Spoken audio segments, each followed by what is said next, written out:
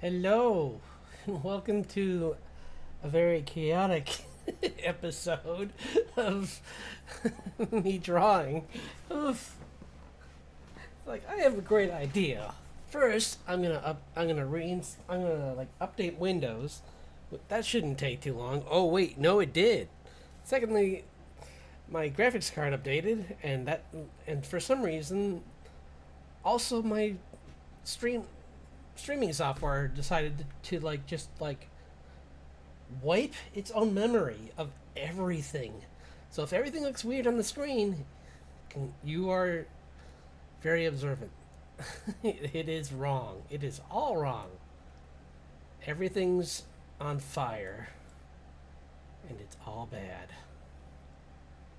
I love I love software. I love Windows. It's all good. Everything's good. This is fine.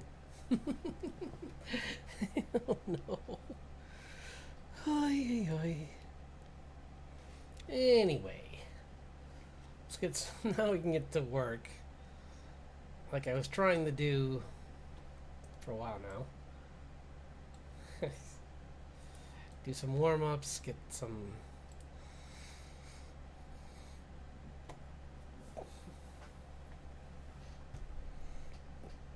work done on some of these pages.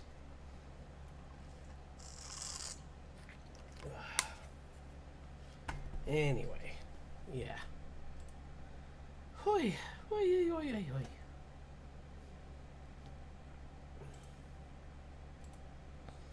Okay.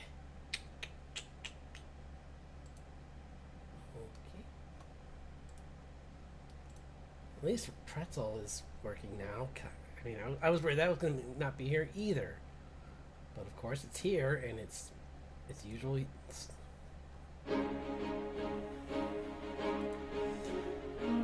Okay. So we're actually streaming. Or if my window, or if everything else, everything disappeared.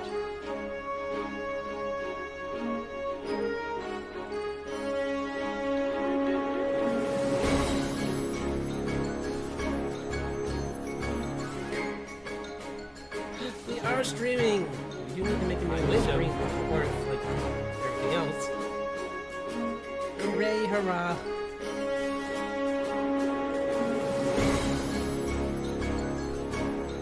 Oh joy of joys! Everything's on fire.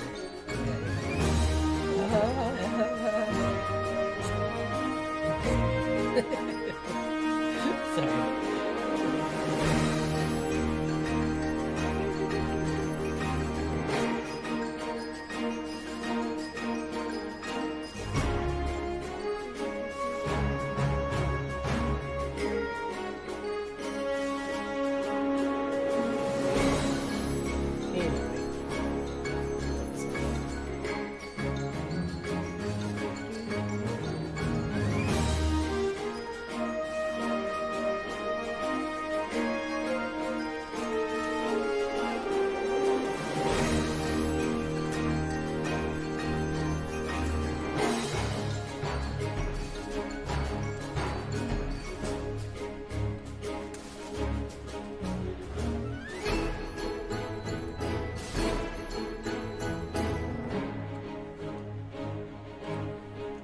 I can spell.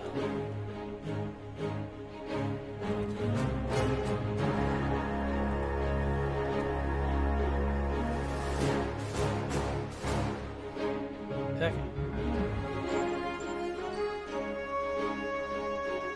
There we go. Okay. Hey, where was it going?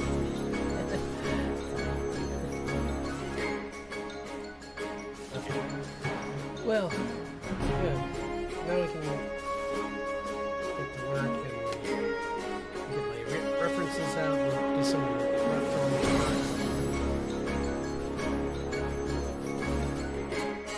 after that, work on some other stuff. I really need to, I promise I'll figure this out so that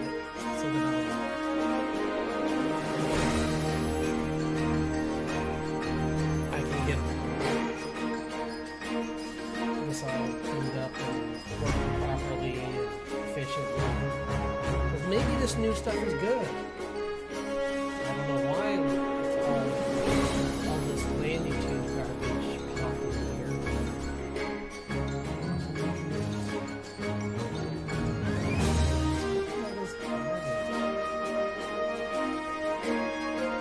Is this VTuber stuff? Like, I don't know what it is. It's like maybe coordinates.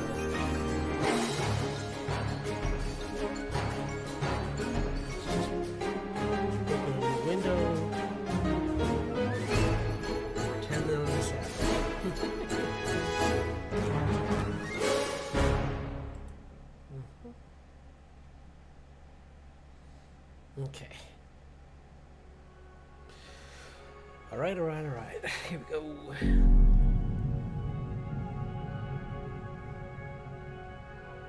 Peace. I hope everyone was having a nice day. It still is. Mine was fine until, well, actually it still is fine. It just was kind of a surprise. Oh, thank goodness, I was afraid that. I don't know how any of this stuff's gonna respond, so I'm like, I have all my references opened, and I was like, if these pop up on the screen, I'm going to just be so mad. Because they shouldn't. But if they did, I'd be pretty annoyed. I'd be pretty peeved.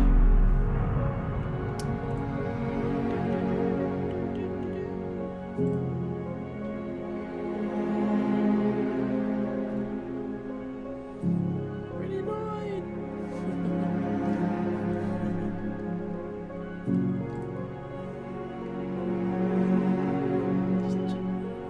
Just thinking over something.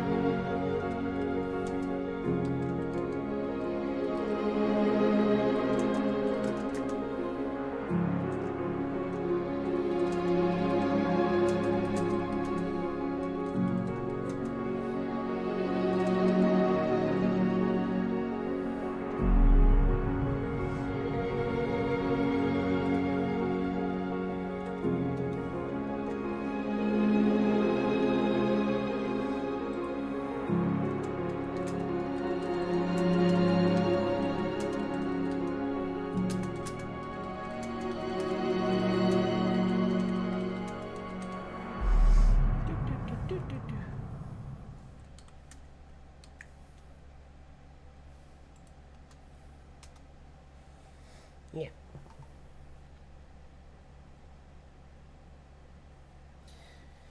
Okay. Anyway. Like I said, I'm going to try and figure out some of this stuff. It's a mystery to me why it's being this way. But it doesn't really matter.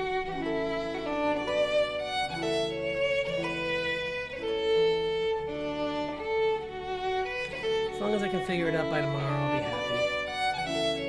I don't want the other stream dealing with this too. Although this is the more important of the two, in my opinion. At least this one gets viewers.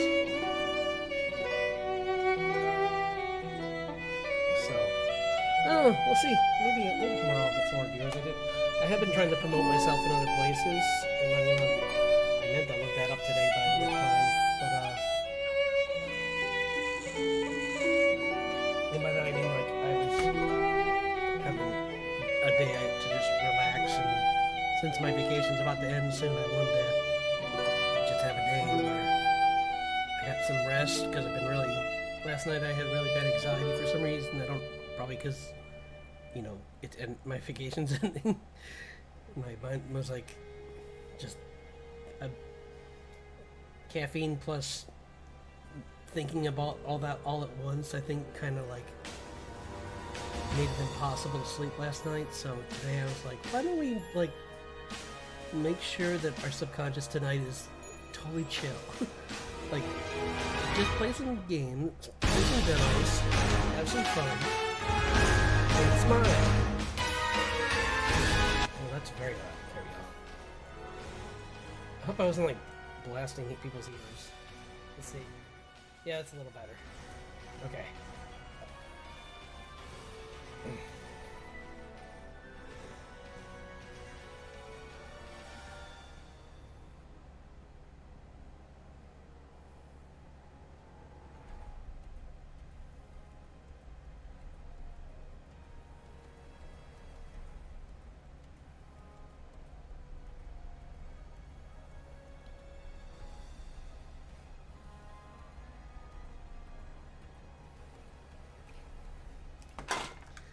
Okay. Sorry about that. Just making sure everything was all set.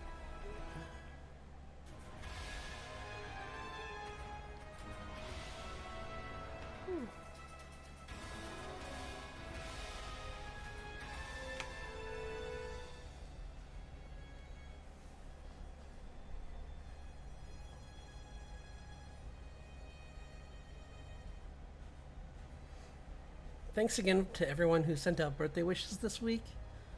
It's very kind of you, and I appreciate it.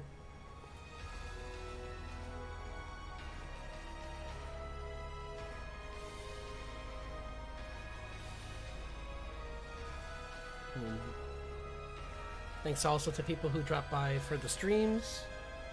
It's really nice having some new people in some of my streams lately. It's always fun to talk to new people, and just having new people to like converse with is always fun for me.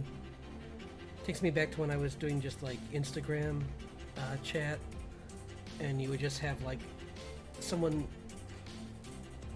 See, I need to just do that again. I miss back in my. That's the one thing I miss about Instagram. Is that like I would have a stream on there, like a live recording, and hello, thanks for dropping in. And yeah, appreciate you dropping by. Just talking about my old recording days, saying how I kind of miss when I would have people pop in who were other artists, and like they would just be like immediately be like asked to be part of the call to part of the stream, and just I'd be like, yeah. So I'm trying to get some collabs set up over the summer. Sorry, I need to move. But just doing some warm-ups right now, and then I'm gonna get into the comic.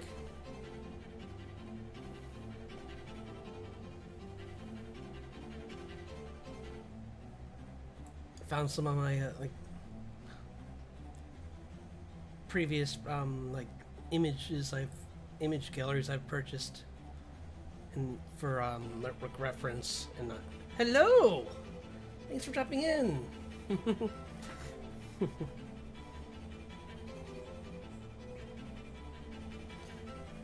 just doing some warm-up sketches, and we'll be working on the comic tonight, I think. Maybe I'll try and work on that. Well, we'll see. Maybe I'll work on that D&D character a little too, but I'm not sure. It was. I'm not. We'll see if I can save it. If I can't, I might just make a new one. Because, like, they don't all come out to be winners, you know. Like they're just random characters. I'm just having a fun drawing session on a Friday night. Hope you're having a good day.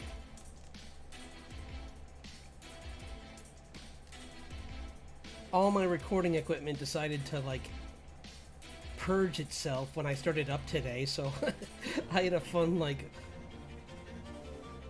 moment of anxiety.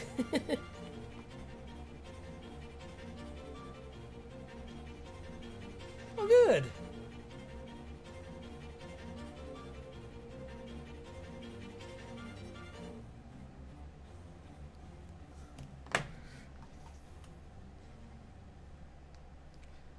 I'm glad to hear that, yeah. there's so many aspects of just drawing in general that it can be tricky, and like I'll never give anyone grief for like having difficulty in a specific area, because like even like people who are way better than me are like say hands are difficult or this is difficult, and we all are trying to just improve in our own ways. but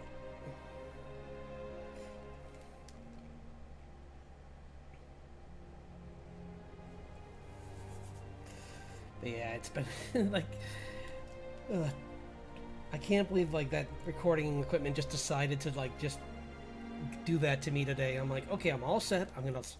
I'm just gonna install this NVIDIA update, and what just happened to my computer? It's like everything's just gone. All my settings in Streamlabs, poof. And when I restarted the computer, I saw them for a split second, and then so I'm like, okay, cool. I can just start the stream, everything's fine. And then I log into this account, and all of a sudden, what I just saw disappears, and I'm like, oh no.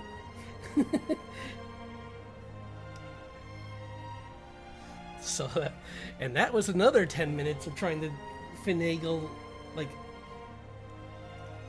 a makeshift version of my stream so I could at least do one tonight. Thanks, Windows. Thanks, NVIDIA. Love you both.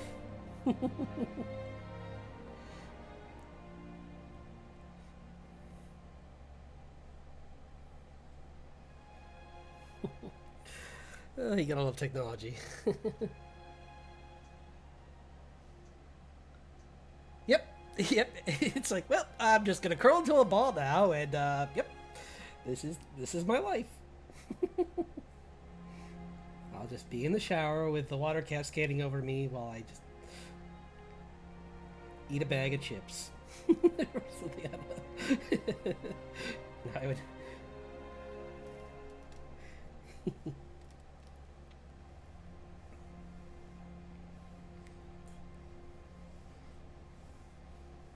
Yeah, I was saying I found like a whole bunch of my old images from like my and like reference that I bought back like months ago, and I've been using it for like instead of Pinterest, because like I was saying yesterday on my other stream, Pinterest is good for some things, and it's still pretty easy to tell the difference between like the art that's like clearly AI versus stuff that's not. But there's a lot of AI on here now, so it's kind of annoying.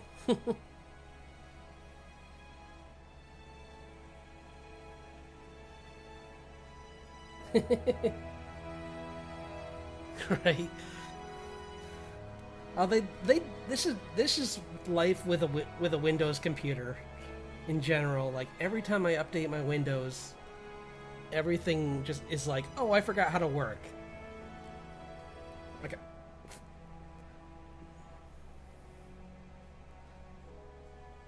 Like at least I'm just an art streamer, so it's not as big of a deal. But because if I was also trying to do this around like gaming, that would be even more stressful, I bet. Because like you have to have specific settings for those, whereas this, all I have to do is like Musk. I don't know if this is him. I think that I blame Gates. Nah, I just blame software having annoying like things where like it wipes to default every time you go back to like the next update, and it's just infuriating being like, oh, okay, I just have to like go back and figure all this out again. Oh, this will be a blast.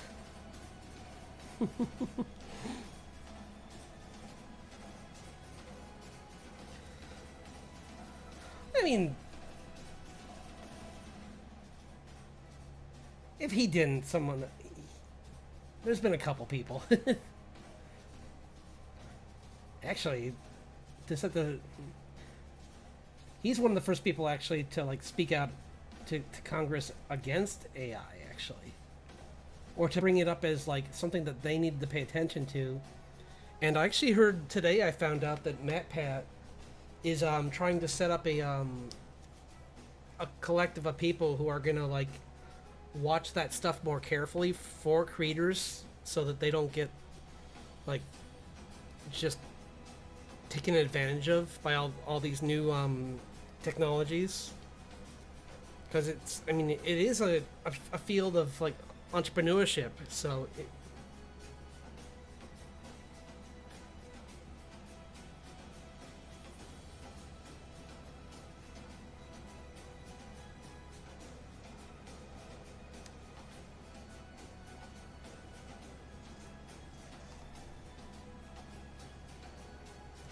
I do I know. Sorry, it's clipping your. Hang on, I'll open this in a different window so I can see. I don't know why it does this. It's so annoying. It clips part of what people are saying. So, but because I think I'm reading what you said right. I have played some D&D, but I hang on.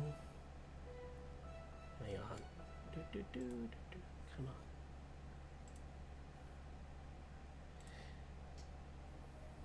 Oh, you've never played. See, why is it? Honestly, like version 5, like basic version 5, I don't know about the newest iteration of it, but like back when I watched people play 5e or whatever it's called, it's very forgiving. It's very straightforward. Usually for a first session, like your DM will sit you down and be like, this is what this means, this is what that means, here's some of the lore of the world if you want it, if you have if your friend is like really building something, if he's. But the nice thing too is that like even if he doesn't, there's books that will give him so much, so like, and give you so much that you could like. And there's things like I'll give you a resource right now because I use it all the time for my drawings, but it's called I'll find it. This is how I do my drawing challenges for my D&D characters. It's called tetra-cube.com/D&D, and there's a character generator there. So hang on, I can put it. Watch this. Copy.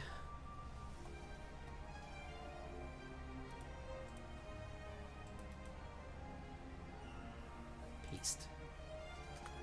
There you go. I just put it right in the chat for you, so that you can make your own character right with that. Like, you can hit randomize if you want, or you can like go through and meticulously like play with things. Because I use that to like just like hit random and then be like, I'm gonna draw this character right now. But if you want, you could just like obviously use it to just like make a character that way. Because it's a lot to. Session, honestly, what he's probably doing is he's probably inviting you to a session 0. Because usually that's how the first one is. It's not actually the game, it's the, like, we're gonna, like, talk about the world together a little bit, and unless you're, like, stepping in to an already active campaign. But even then, they probably would be like, we'll let you watch for a little bit, and then we'll bring you in. Because I've watched, like, it's not even just, like, Critical Role that does that. I've watched, like, Brendan Lee Mulligan's group does that too, where they'll just have, like, a session where they just, like, let everyone just get used to the world, and it's... D&D is very low-key, honestly. Like, the days of, like, the hardcore, like, angry, sweaty, stereotypical D&D player are long gone. Like, everyone plays it now, so... And honestly, even back then, that wasn't really the case. Because I played back in the early 2000s, and even then, it was very low key. Like, we were just, like, hanging out, making jokes while playing, so. I mean, I had. In my gaming session, I had sentient armor that that had the voice of Uncle from Jackie Chan Adventures. So even back then, we were goofing around. We joked calling it. We called our session ADD&D, or ADHD&D, because it was like it was just pure chaos and fun. It was. And then I had another session with a totally different group of people, and even that was a pretty low key. Like, we would just like hang out at someone's house. I would we would just bring money for pizza and just chill out and play a game. Because you're really just like part of a narration, really. So it's just fun. You get to like create a story, improvise a story on the fly for your character.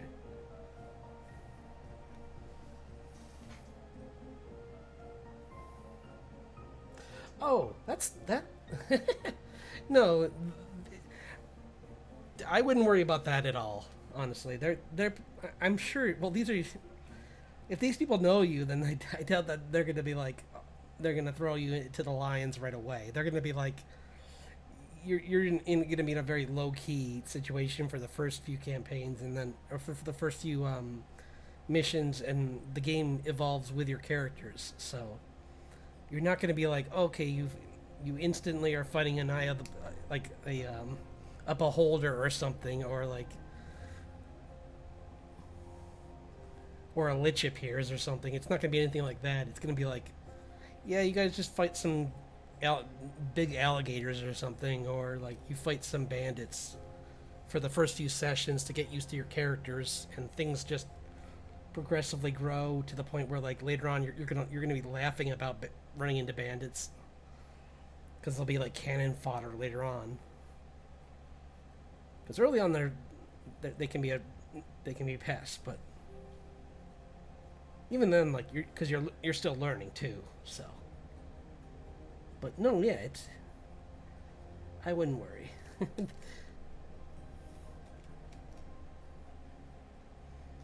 But I am curious to hear how it goes, because those can be fun.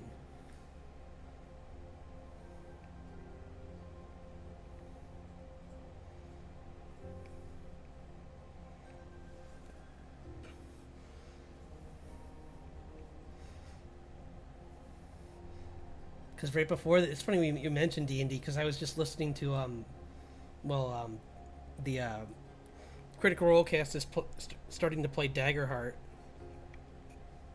which is a new gaming system completely. So like, it's so interesting. They've only played it a little bit, and it's so interesting seeing like them and trying to adapt to that, where like it has very different rules and on like how your health works, and on how your turns work in the game, and and it's just a lot different.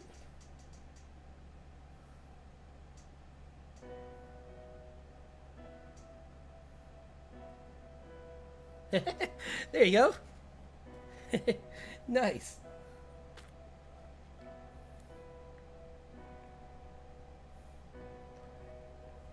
And from there you can just build on that and be like, this is his background, this is why this is like, maybe he has like a phobia of something because of a past experience, or maybe he just has some interesting quirk you give him because of something that happened to him. It all depends on the mood of like the setting as well. But like, you can there's so much you can do with your characters.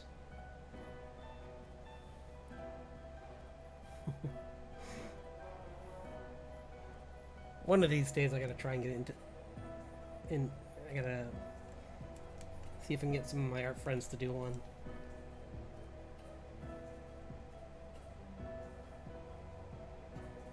Because I haven't I haven't played D&D in a while myself, so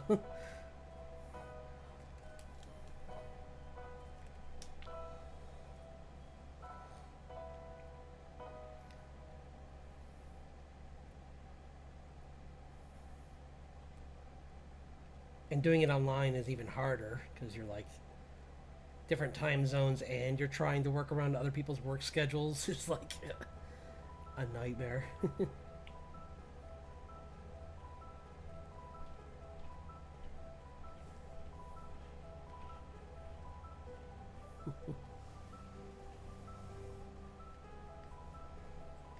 I'm trying using this reference to draw Richard just for fun. 'Cause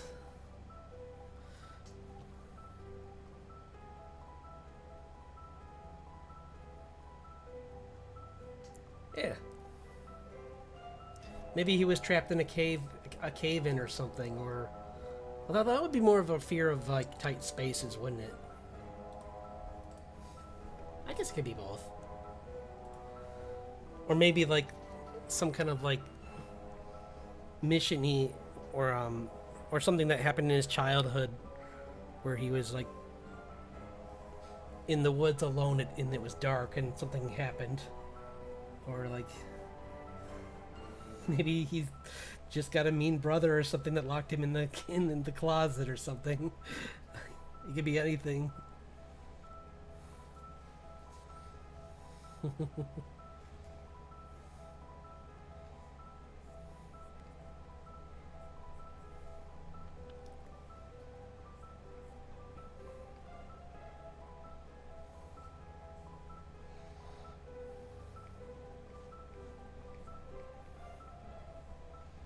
But yeah, it's fun to just give yourself play around with stories for your characters.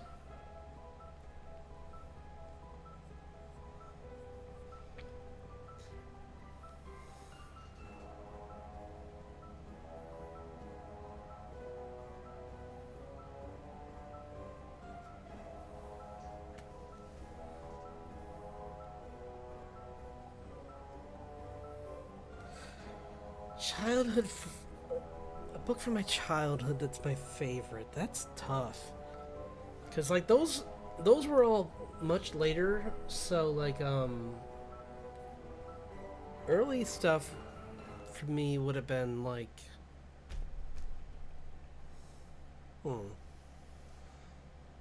trying to think of something that would have been like teen years for me for like or like early young adult, because I only found out about that more later. But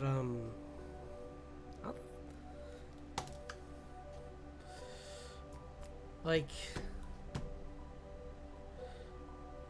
I think finding Neil Gaiman, like all of his stuff, was a big like step, like modern fantasy. Like finding out about that, like, was a big inspiration for me. Like, and I tried to read Dude once, and the actual like setting's cool, but like the terminology was when I was young was a little too hard. Like going back to it later on, I was able to read it, but when I was, yeah.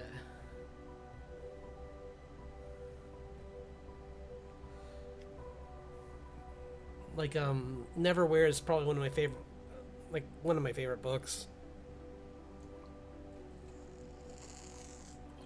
And then there's that's by Neil Gaiman, but then there's like I never really read C.S. Lewis when I was younger. I read that when I was a little older, so I'm not sure if that would be even a favorite. It's hard to say.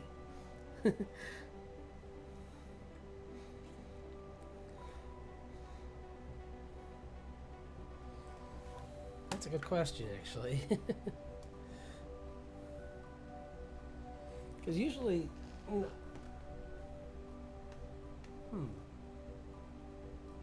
think about that.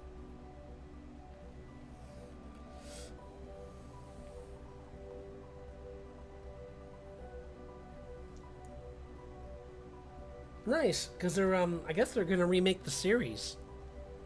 they're doing a they're recasting someone younger to be Percy, which is good because I mean that actor was good. He was just too old though.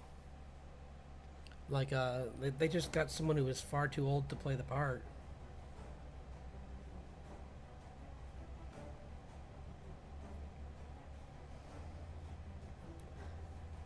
Although I think it was the girls were just like poor. None of them looked like their characters in the book too. I heard, so hopefully they'll fix that as well. Because it's one thing with like Harry Potter where like Hermione was looked different, but had the same like attitude and some of the mannerisms were the same. Because she did her homework and actually like read the book and liked it a lot.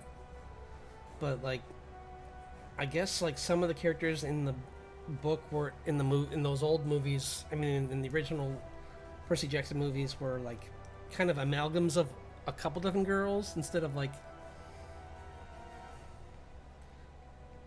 doing them all right. They kind of just mix and mash them together to make like one character and two characters into one kind of thing.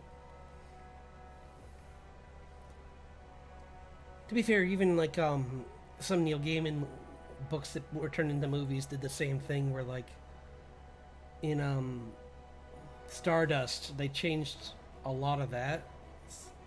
Some people like it better, and I don't think it's bad, but I just kind of think that it would have been kind of more interesting if they had stuck a little more to the book, because like I don't think you always need the bad guy to just have like this major like grandiose fight, because the book, the way the villain loses or like minor spoilers, the way that the villain's downfall comes in the book is a lot more benign than the movie did. I won't spoil it, but it's not nearly as exciting, because sometimes that's just how things are. You know, not everything needs to be like Star Wars level fight. Sometimes if the mission of the villain is to get to someone in a time limit and they don't make it in the time limit, that's them losing. Like, you don't need to have them like in this grandiose fight where like randomly the girl suddenly can use her like light power, which she didn't even have, to blow up the bad guy, and I'm like, where'd this ability come from? It's like, this was not in the book. But I guess some people like it, so if people do, that's fine. I just like the book, but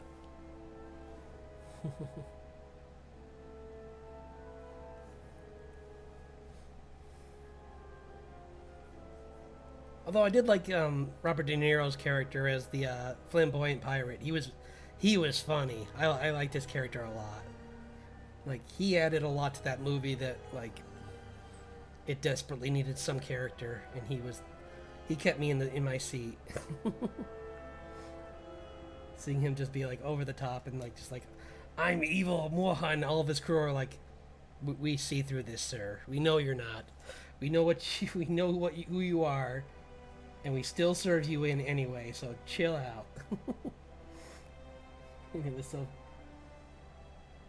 Although my favorite part of those books was the funny, like almost like Looney Tunes bit of like, there's these brothers who are all like princes that are trying to fight to get to the star, because whoever captures her and brings her back to their father is going to become the king. And they're basically just like killing each other in the most like brutal, sometimes brutal ways. But the funny thing is, every time they do, they come back as a ghost and become like side narrators. So you get to see them like, it's almost like you just see them as these like ghosts that show the damage that they took before they were taken out of the story.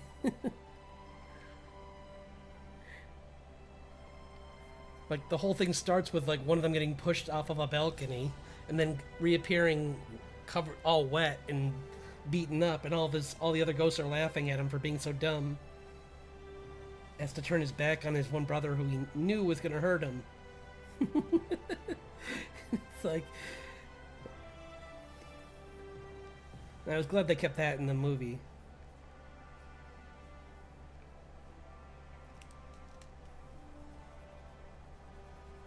But I'm trying to think of other ones. I think Willow was a pretty good book. I remember it more for the movie, but that's because I saw the movie before I read the book. But that was one of those ones where that didn't hurt it. That kind of made me want to go back and just check it out even more.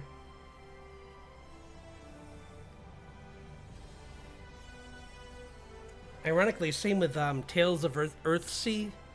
I saw that movie from Goro Miyazaki, which was, I mean, not his best work, but the minute I read the books, I instantly figured out why it wasn't good, and that's because he was trying to make like 3 different stories into one movie, and I was like, buddy, I have a movie to. It's like, have you ever seen Black Cauldron? It's like, it didn't work for Disney. It's mixing 3 books together. It's not going to work for you. It's like you're setting yourself up to fail.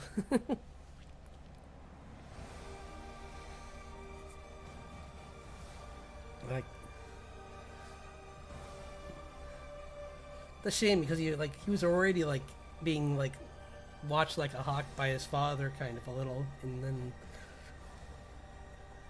he chose to do that, and I guess there was also just production problems throughout that whole thing, and yeah, it's too bad because Tales of Earthsea is a good book. I've only read one of them so far, but I like the main character for the wizard. He's kind of cool. I need to get back into those.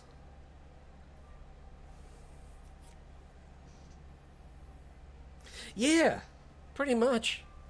When they just do stuff like that, they're kind of dooming themselves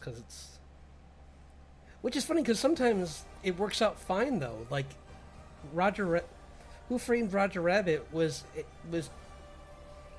a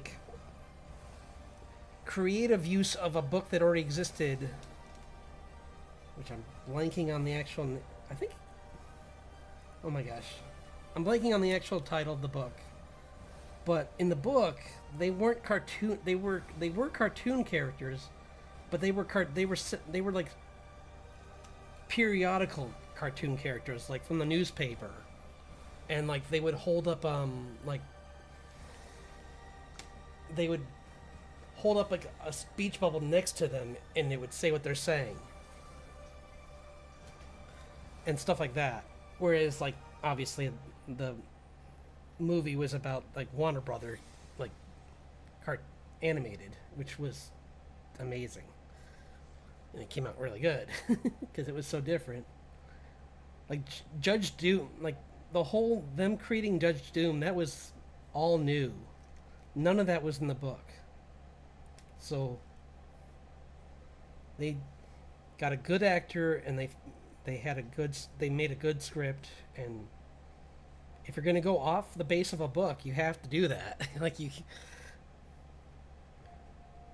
You can't just try and mix and match things. You got to actually find a good writer who can come up with their own ideals that work, and then from that you can build on the universe. And they did. And they worked around 2 different industries that did not want to work together. Disney and Warner were not buddies at the time. Still, at the time they only let the Mickey, because they said he had to have that him and Bugs had to have the same exact amount of lines, and if they were going to be in a scene together. So that's why there's that one scene where they're falling and talking.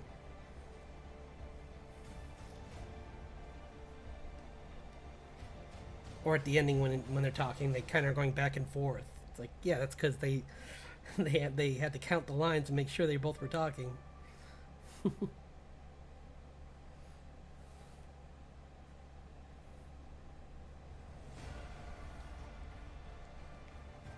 trying to think of other books. There's a bunch of other smaller ones, but I don't. None of them stick in my head right now. So clearly, I didn't like them as much. Because I mean, I'm right now. I'm more of a fan of like modern fantasy. Like I started reading the Dresden Files, which is like film noir mixed with like a detective story mixed with like dark magic.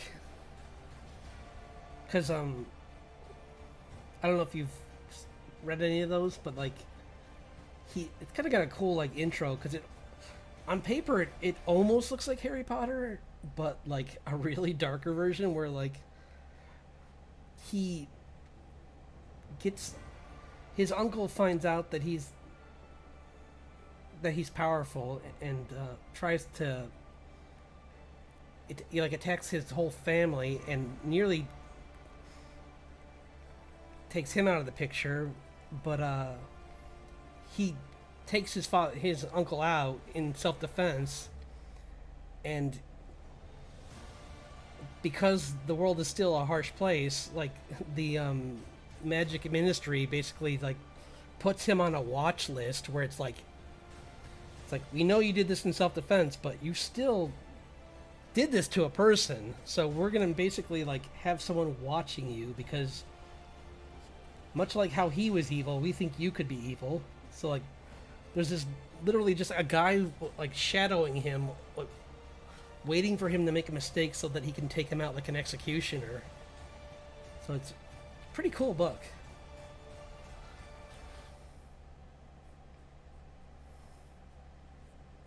Like there was a TV show and it had all this in it too, but it was just kind of low budget, unfortunately. So it didn't really like work out.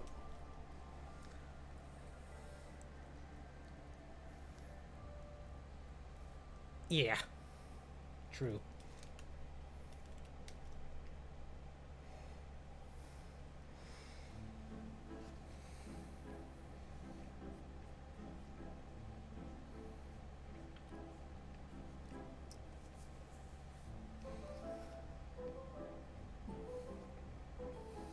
I'm trying to think of other ones.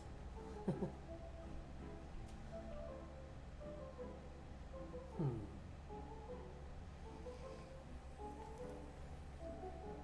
I mean, there's more recent stuff. I say Sanderson's another really good book.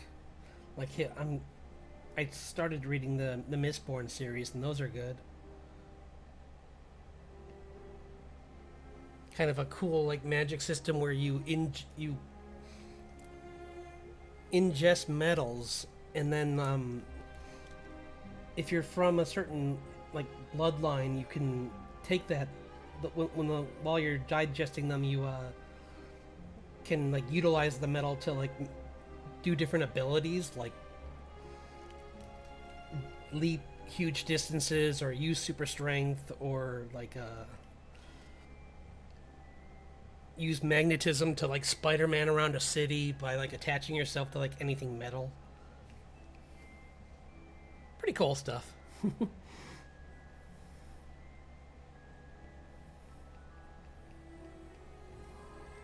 Yeah, this is not. I don't like this one. I'm just gonna get some water, but then I'll start drawing the comic.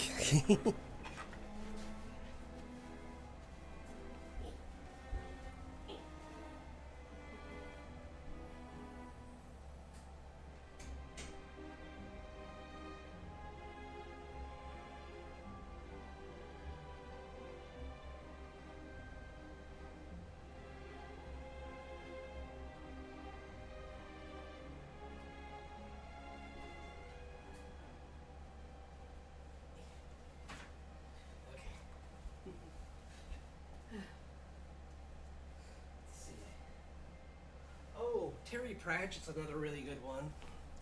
Yeah, Terry Pratchett does a bunch of really fun oh yeah, no, thanks for spending some time here. I appreciate your company. So I hope you have a really fun session, and you'll have to tell me about it next time you're on here.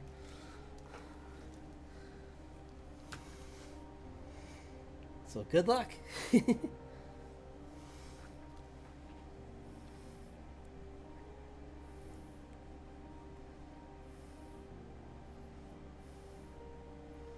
me do a few more actually, because there's. No, I'm not. Yes. Let's close this.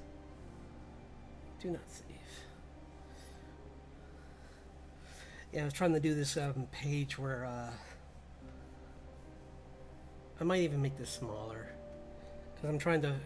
I was working out something where a page in between the pages where because I have this page. Where is this? Yeah, I have this page where they're fighting, and she knocks she stuns June and like almost knocks her out, but she thinks she knocked her out, but she only stunned her. Kind of knocked the wind out of her. And then whoops. Here's some. I was doing some more drawings, so let's see. Oh yeah, this is. Maybe I'll do this in a little bit. I was gonna clean up her design, so I'll do that when I'm. But one sec, I gotta find the page. Whoops. Because I did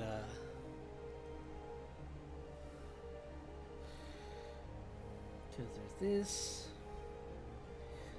Yeah, I had this page where like he kind of like fights against him but instantly wins, and I don't like that. It didn't really, pacing wise, it doesn't work. So I'm probably not going to even use this page. It's, first of all, it's very messy. Second of all, it's just Richard like using too much magic too early in the story. So, and I kind of want him to like progressively get more powerful instead of like I had another version where yeah, this was the other version, which actually I'm probably going to end up using, where she, after she knocks her out, she pretty much just like stops the fight after things got a little crazy, and then he forgets that Richard's behind him, and Richard just knocks him out with some by putting just like a rag over his mouth and over his nose, and just like having him breathe something in, and he just knocks him. But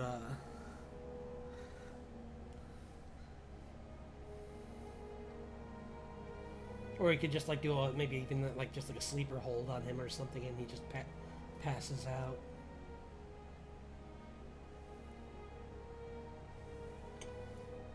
But let me see, where's that page I was just talking about though? Because there's one where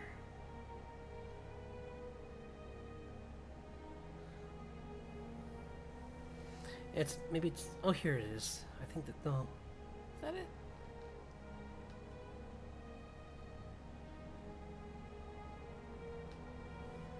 Maybe? I mean, this is a different version of it, but like, I think this is... No, this is that other page. This is the one where she took her out, yeah. But I had a better version of that page somewhere else, so 1 second. Sorry. Still need to put these all into one clean area, so I'll do that tonight, so that next week I'll have it all together. Because I meant to do that today, but then everything kind of fell apart. And like I said, I decided to just have a day to kind of just relax and get ready for next week.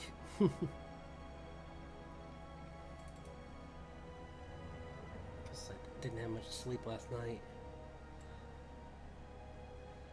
Oh yeah, I was working on this yesterday. It's like the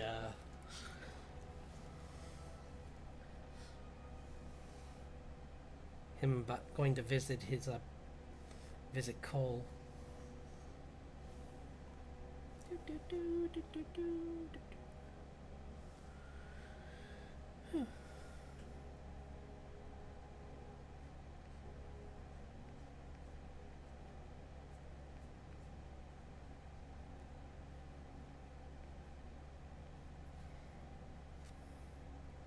Where he's on previous pages, he was played off as like this overly eccentric, like necromancer guy, but then you see him for the first time really, and he's a much more laid back person than you expected. So I thought that would be a more fun way to introduce him. It's just like a quiet guy with that likes to collect books.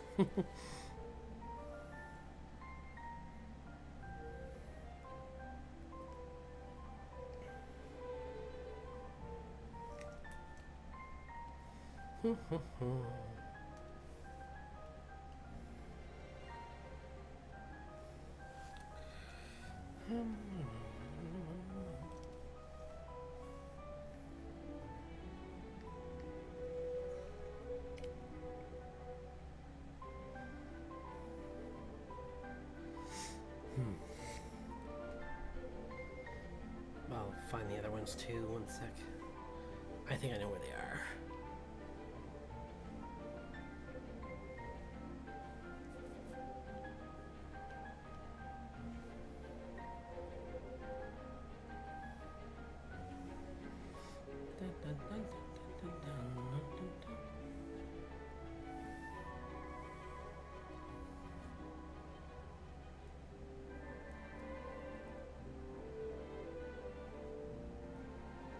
Yeah, like this is beginning of the fight. Bum, bum, bum. Hello! Glad you could drop by.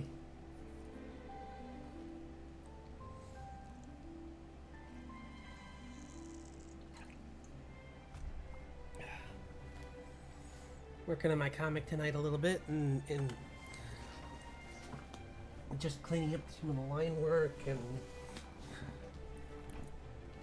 if I have time, maybe I'll work on some of the dialogue too, but mainly just the line work's the biggest concern right now.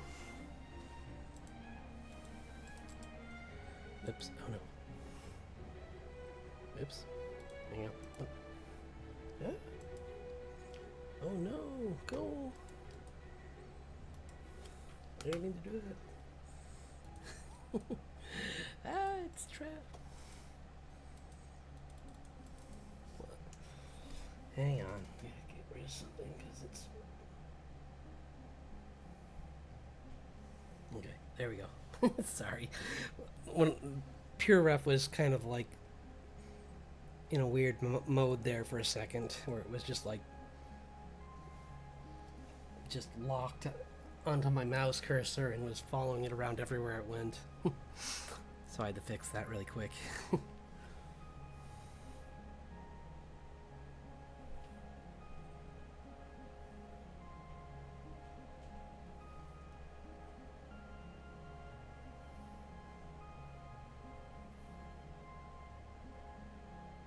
Yeah.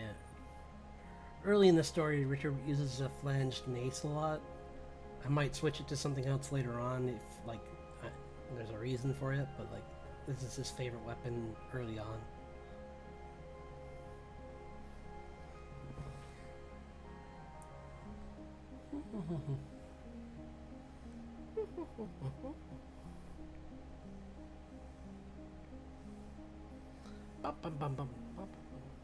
Yeah, I don't like this page.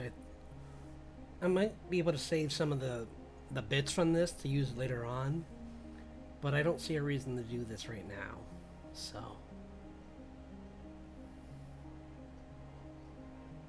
trying to see what some of these are.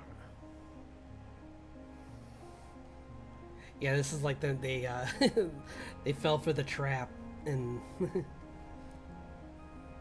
this page came out really good. Like, I'm really happy with how that looks. So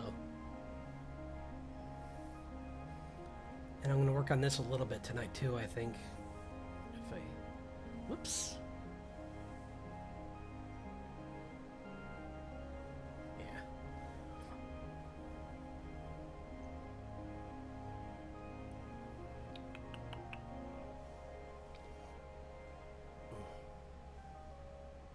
What's this one? I'm trying to remember what this is. Oh, this is a later page, so I'll put it over here. Cause yeah, it's actually maybe I'll do some of this one actually, because this is an early page that I keep saying I'll do, and then I keep forgetting to clean it up. This is the first appearance of June's mother, Grace. She's in the wilderness. This is her in the wilderness, just unaware of what's about to happen.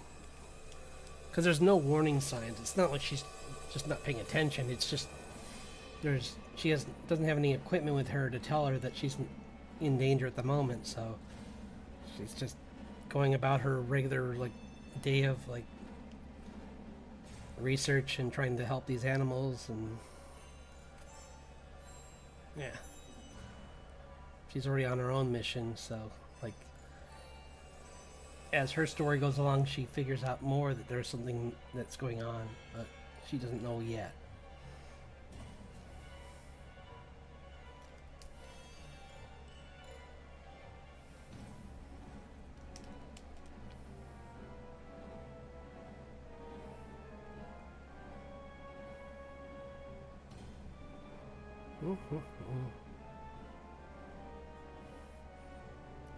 Right, this is the first time you see her, and right when you think that maybe they might go back to the camp and find things out, they find out that there might be a dinosaur nearby, so that becomes their mission for the day. So they're busy. They don't have time to go back right now, 'cause this is a much bigger deal than anything else.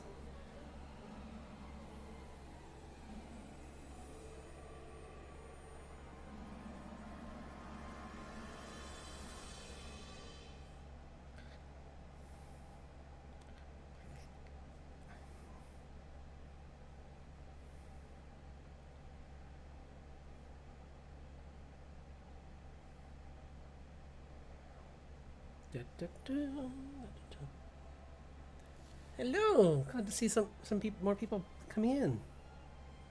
We're all having a wonderful Friday. I almost said Saturday. I'm like, oh, don't make it a Saturday already. Yeesh.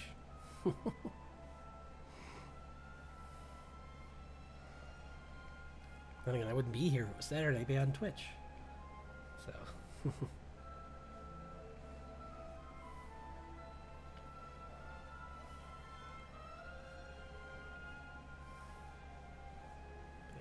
Then I work on some of the pages, and then I'm going to do some work on some character designs and some maybe work. I probably am going to drop that D&D character I was working on and make a new one just for fun, if I have time. But probably more likely I'm going to just do some work on characters in the actual story, because I was working on a few, and I would like to clean them up a little bit more. So, yeah. That'd be more fun anyway. More fun to watch, more fun to do.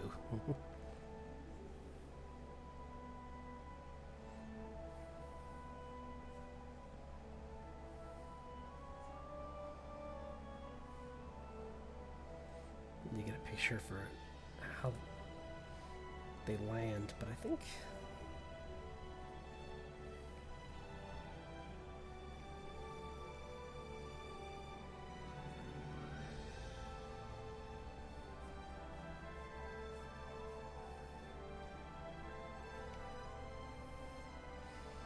this is a hybrid mix of a raven with a eagle, kind of. It's got a bigger wingspan.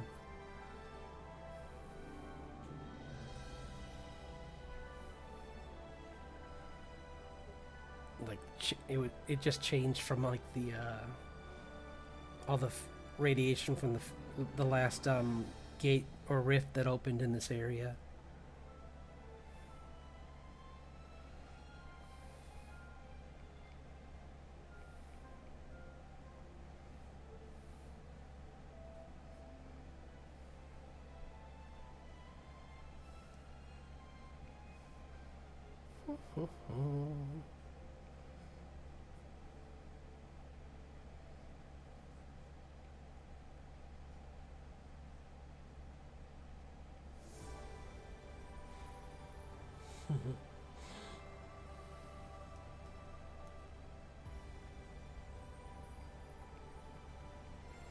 But if you want to see it, I'll show you the character I'm trying to draw right now. I'll show you what she looks like.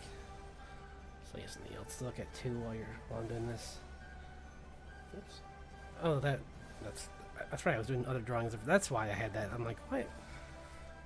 So I was doing other drawings of her. But this is what she looks like.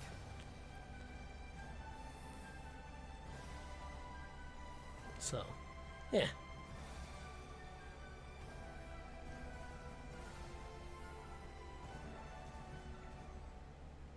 And this is another character I'm going to be working on tonight, maybe.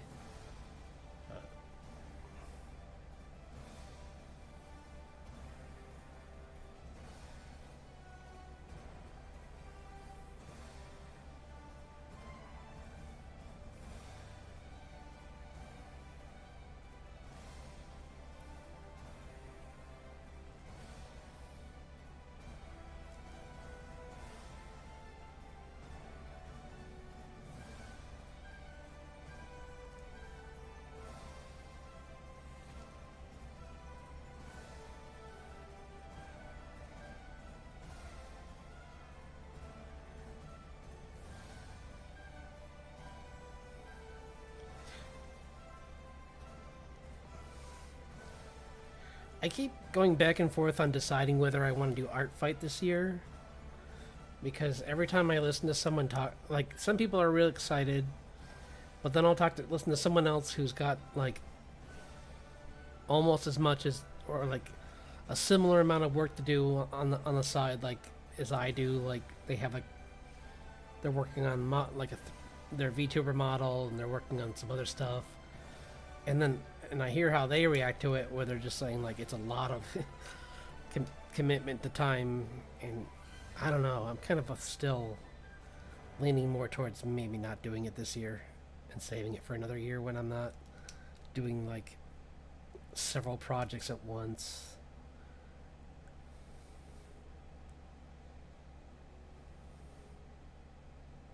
Because, like, the model's coming along good. I like just have a little bit more. I just have to rig the wings, and because I got the body done. That was quick. That was so simple because I'm not doing any. Well, first of all, it's like the first version of I mean, it's just a guy, so it's a male model. So there's not much. I'm not doing much physics anyway. So. At least not for the body. Maybe the collar maybe I'll make the collar move a little bit. But even that won't move that much, so.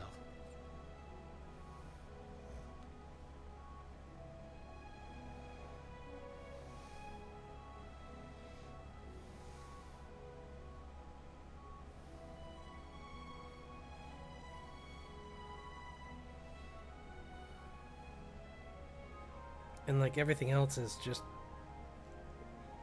like the horns, I mean the antlers are pretty basic now. I don't know if version 1's going to be like truly accurate with them, because what I wanted to do with them is just kind of like a lot to do for a version 1. Like maybe another few updates. That might be a more realistic thing to do, but right now not so much.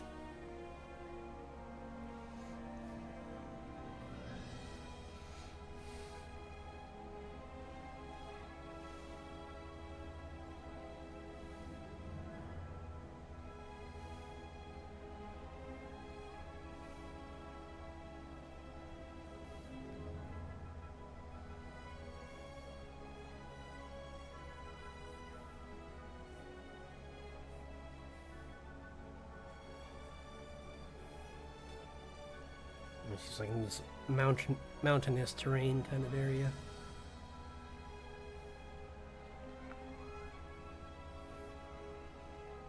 Because I think I loosely modeled it a little bit after like the Adirondacks, but I haven't. That's still up in the air a little bit, but for the most part, that's kind of what I based it loosely off of. And it's so much. It's changed so much from like the land being terraformed. So from the previous times that fairy folk have appeared. So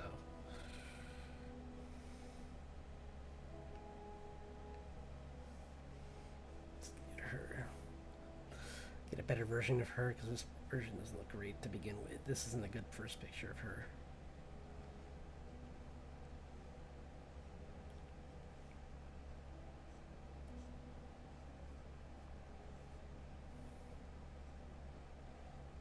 For one thing, I don't have her hair right in this.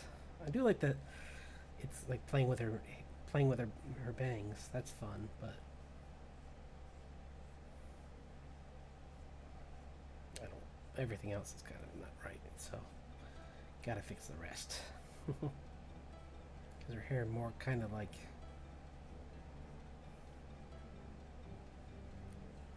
curls into like this bigger bun in the back now. The newer version, where she's kind of got like a bit more hair back there, like that.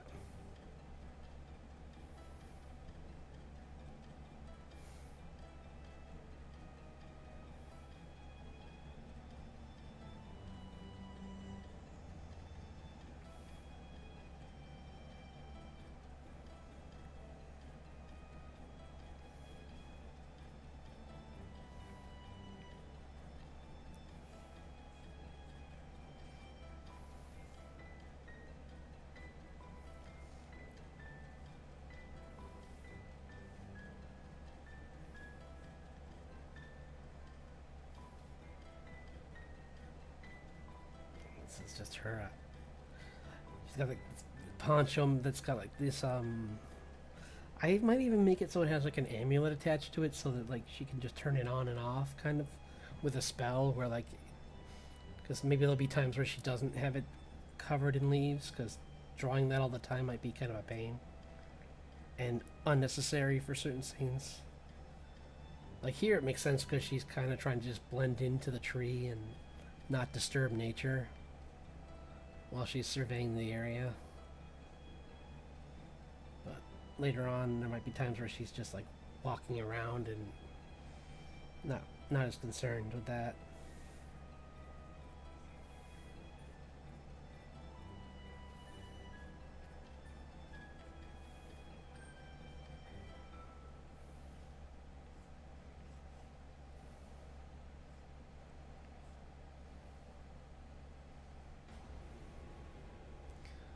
What you doing, computer? Please stop.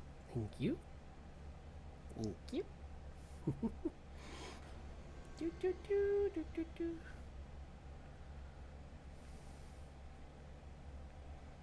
I hope they have a good first session. That must be fun.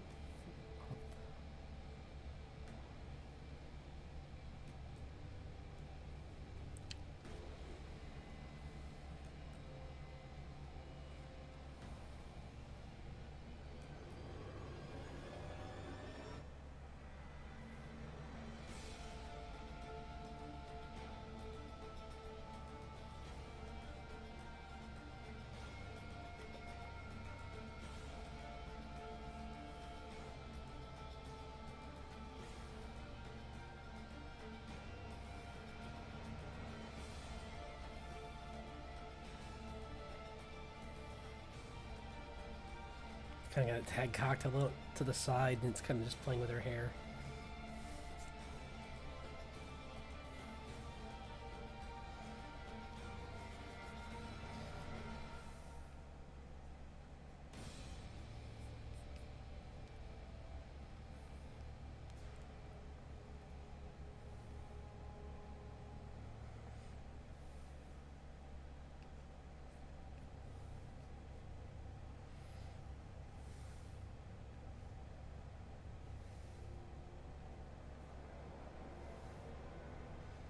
Dun, dun, dun, dun, dun, dun.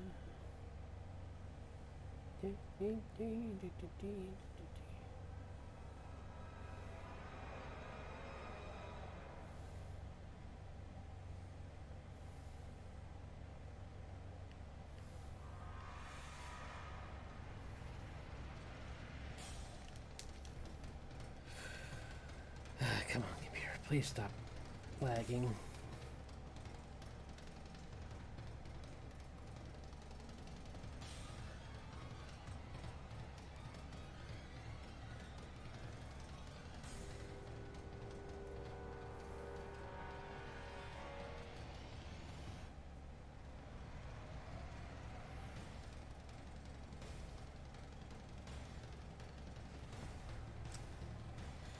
What are we doing on time? Oh, not bad, good. Plus I started late, I know, so I'm gonna try and draw for a little bit later than, or try and draw for as long as I did last time. But we'll see. If I can get close to that, I'll be pretty happy. Because we did like 4 hours on Wednesday.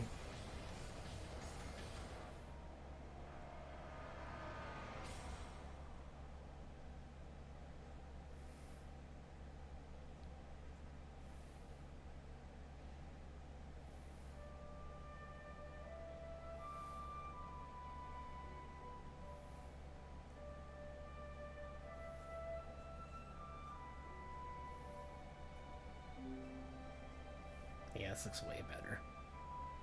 It's a much better version of her.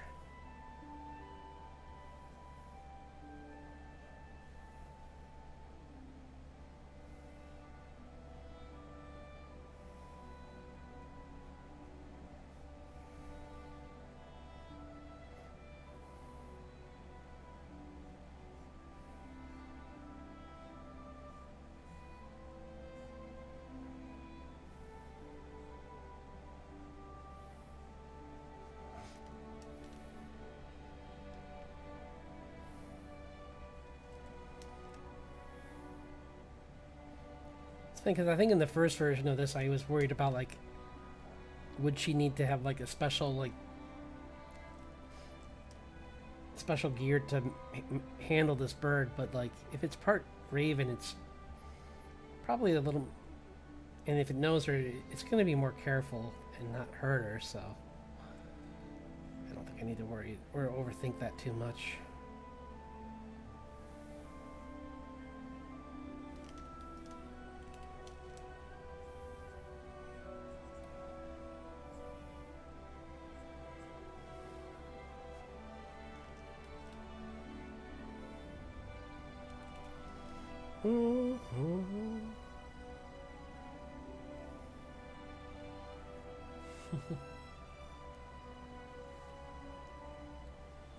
This already looks better than before though, so glad I went back and worked on this one.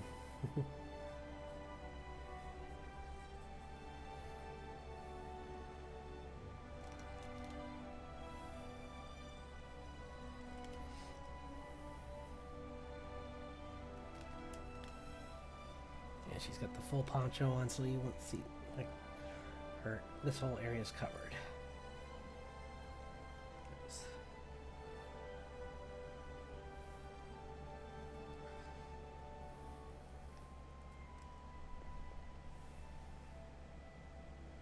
Just put in, well, I'll give it its own layer, but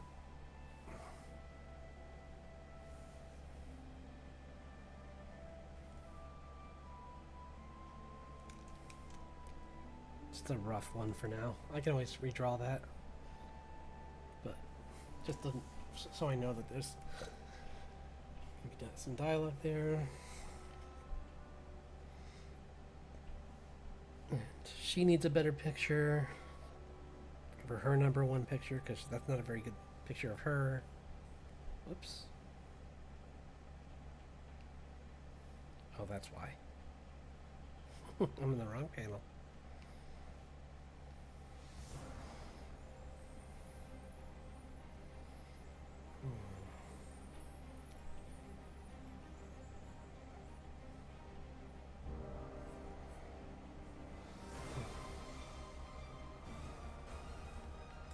I might have her doing some like Tai Chi or something the first time you see her.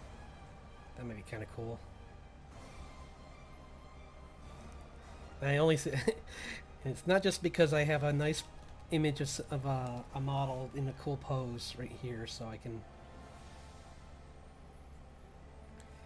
Where she's got her. She's gonna have a radio like this. Next to her ear, kind of like up here.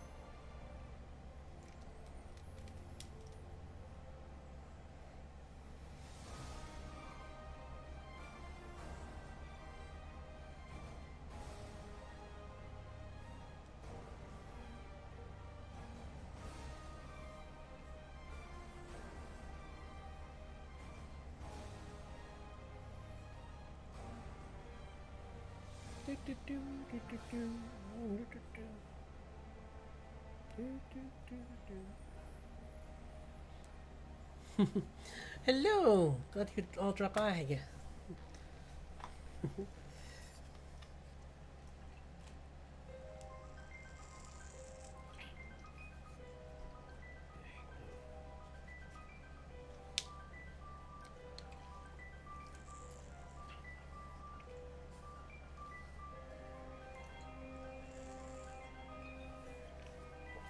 Sorry, getting some water. Yeah, right now I'm drawing, I'll show you the character I'm drawing. This is Nyla Winters. She's a powerful user of, like, she's a half dragon kind of that's really powerful at using water magic.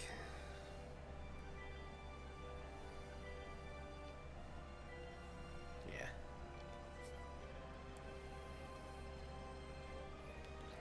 Oh, that's what. See, it's a good thing I did that because I didn't have that open. So now I can go back.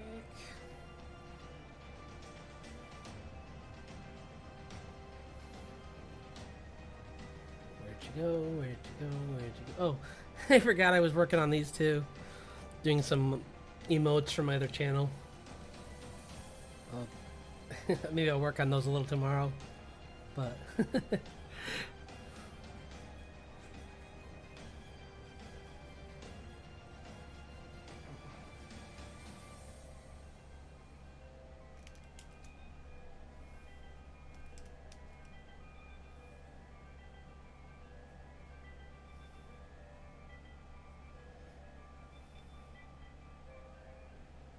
bum, bum, bum, bum.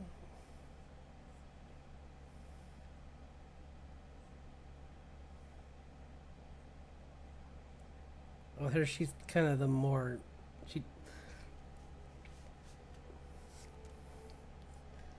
yeah, she's got, I gave her this, like, dress she wears sometimes.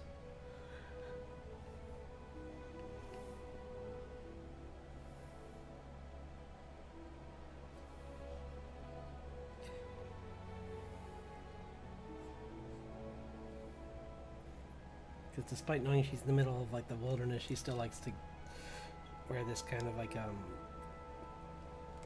something that from her homeland once in a while.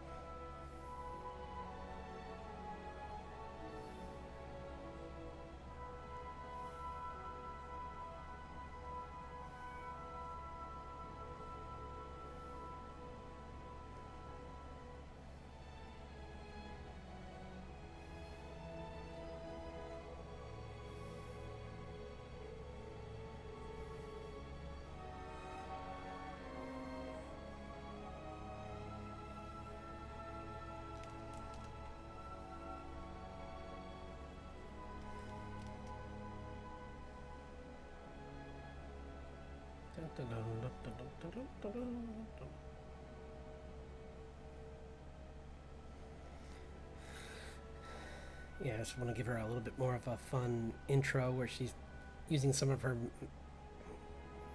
magic down. She's using some of her water manipulation down here to just. She's practicing it while she's waiting for Grace to come back down. Or maybe it's not even that much. Maybe it's just like a few orbs she's juggling.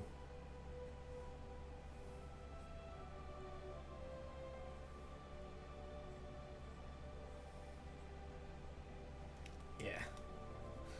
She's just controlling a few like blobs of water.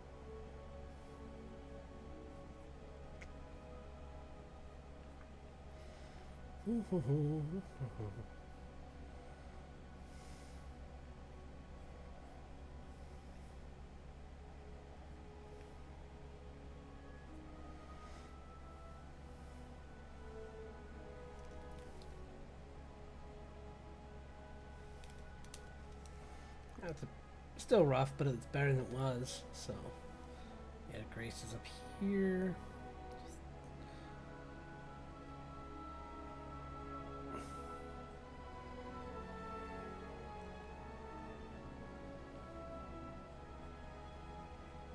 Chilling out with her bird.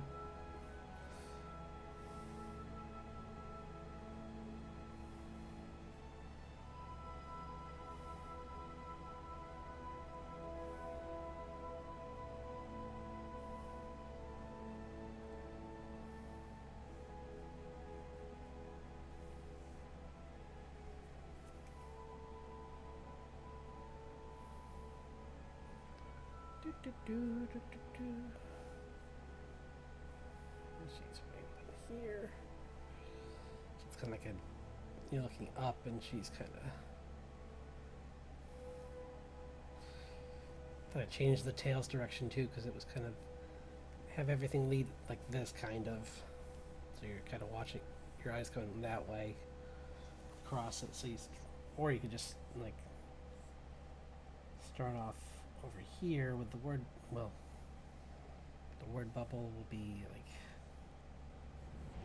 Oops. Why is it so big all of a sudden? Guys, what'd you do? That's weird. I don't think I clicked on a different brush, but all of a sudden it's acting like I did. I hate when it does this. There we go. I don't know what that was about, but...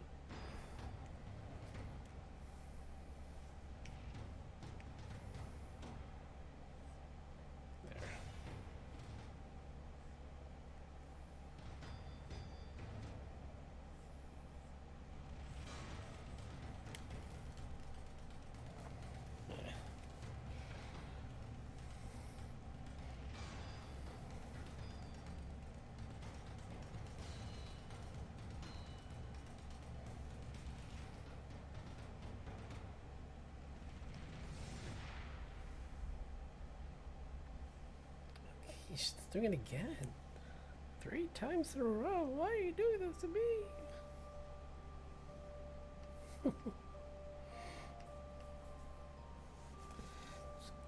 It's angry with me. There we go. I don't know why it keeps doing that. That's really weird.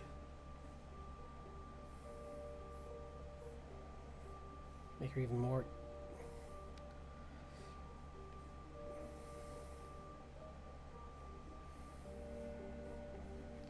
Maybe even like a more relaxed pose where she's just kind of like just enjoying the quiet while she's spending time with her pet.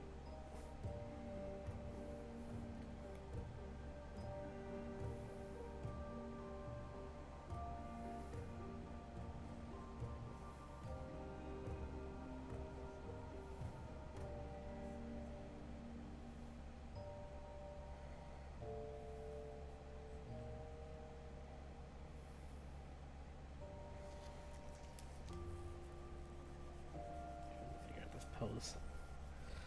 Do, do, do, do, do, do, do, do, do.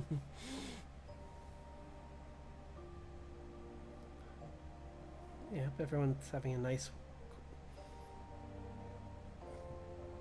Friday.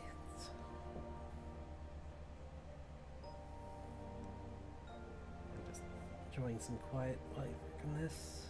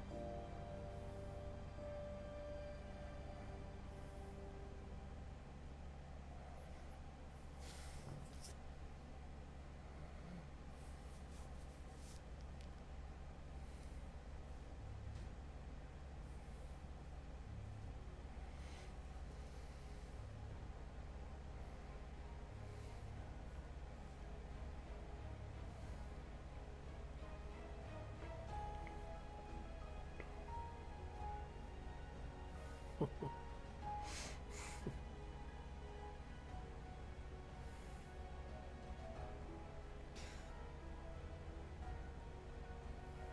well.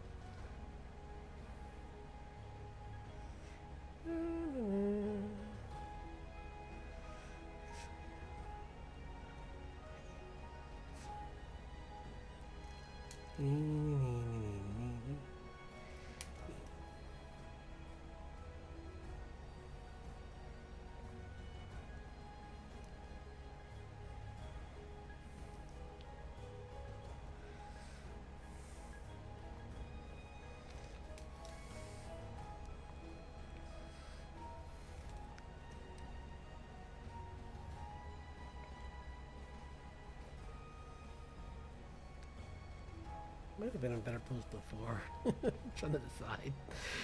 This is a little bit less. Like she might be a little too relaxed now, and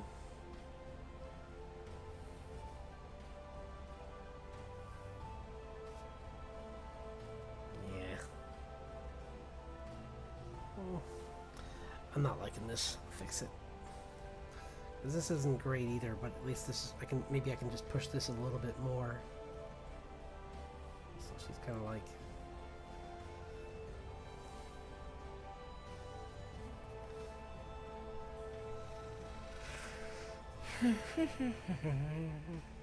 Actually, she's on the wrong side.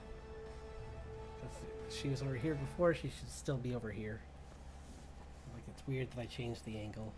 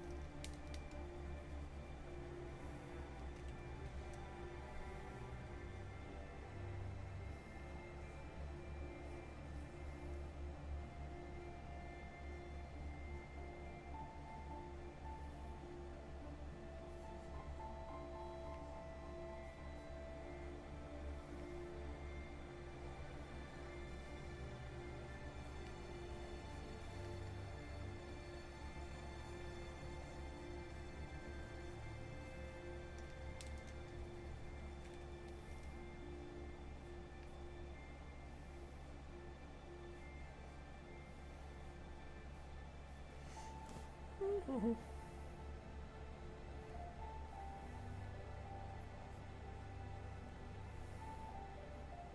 I'm gonna show some. It's. I'll show like a little wiggle there, like its tail feathers are wagging because they do that sometimes when they're excited. Like dogs.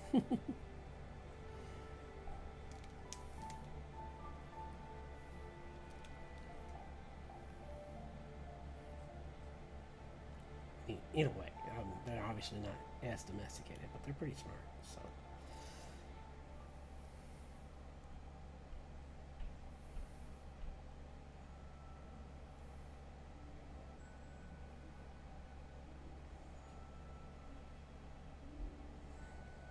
Do, do, do, do, do, do, do, do, do.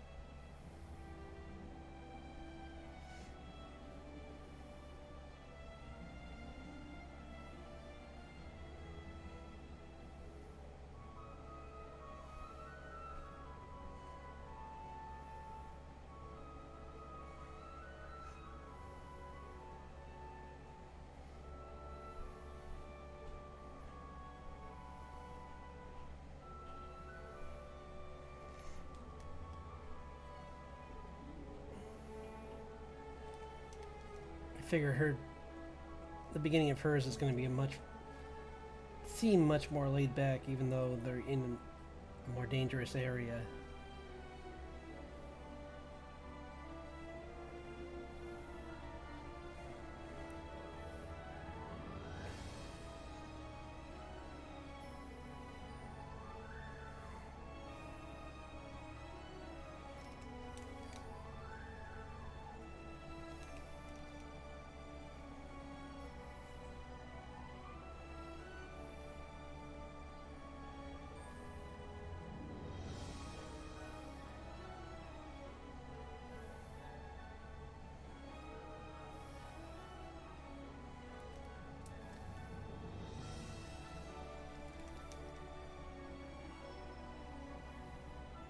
It's trying to nip at the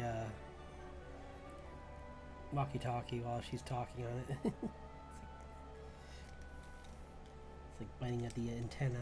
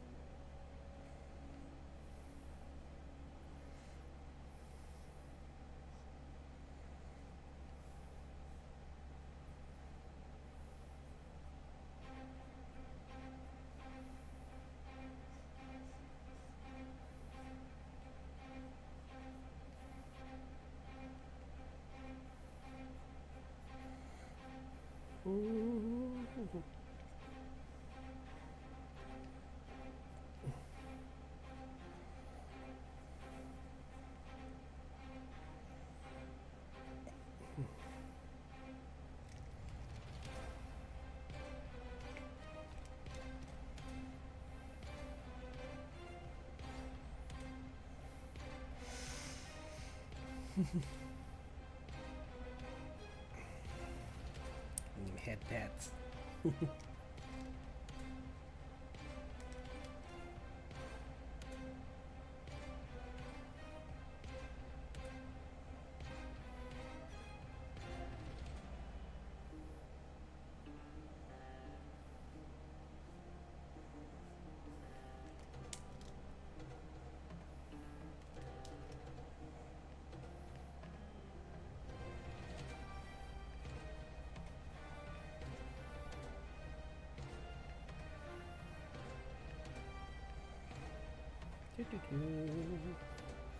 That's fine for now. She's just chilling in a tree.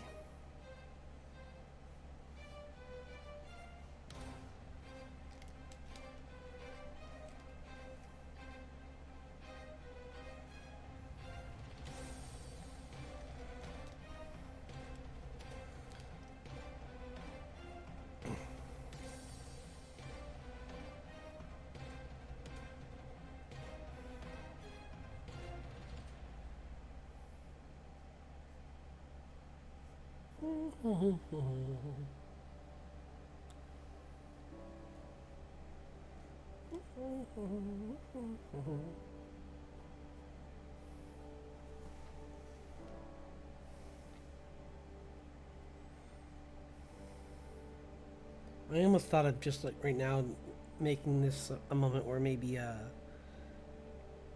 they almost get him, like they notice a message on the bird, but I might have that later on where like it leaves and comes back and it has a message saying they need to go back to their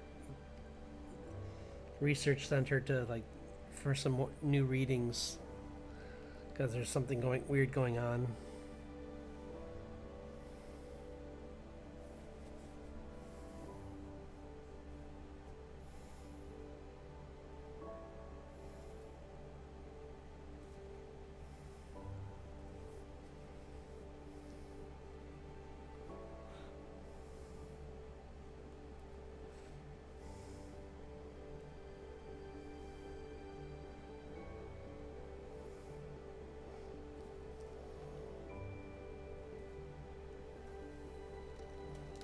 Trying to find ways to show more expression with her.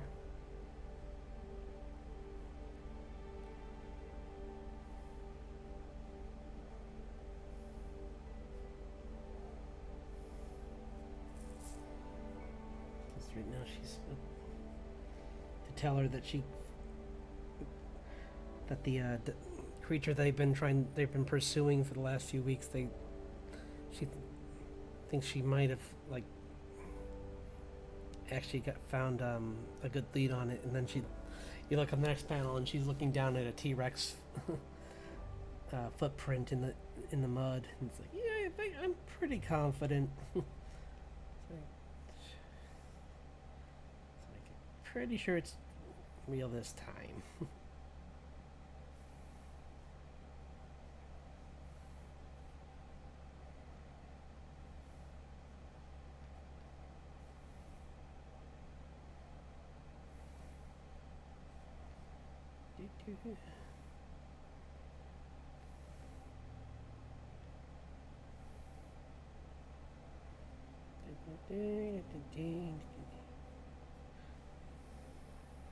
Oops. I forgot she has. I might not have those on her. Or I might make them just like arm. Instead of having them be loose, I'm gonna put them tight on her arms. She had like these like fashionable like arm coverings that were loose. And you can kind of see them there where they kind of go down like that. And the reason I had that was because I wanted to like have it so that when she moved her arms, the flowing nature of the material matched the water moving around her, which is a cool idea, but it also means a lot of time being spent trying to get it to look right. Whereas if I just, don't do that and just focus more on just drawing her good, it won't matter.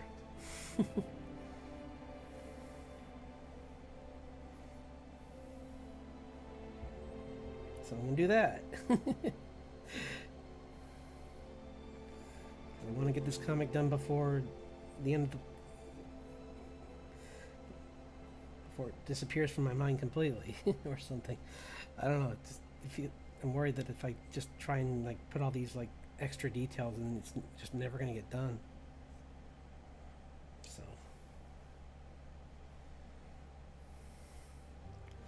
also, I've been doing these all the word bubbles in these panels are wrong. You always want to start in the upper left, not the upper right. So, just a tip for anyone else.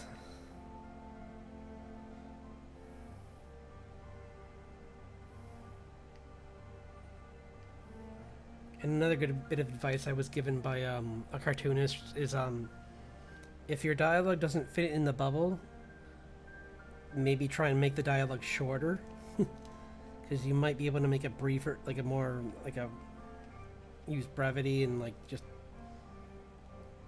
come up with a cleaner, shorter sentence that like gets the point across better. So.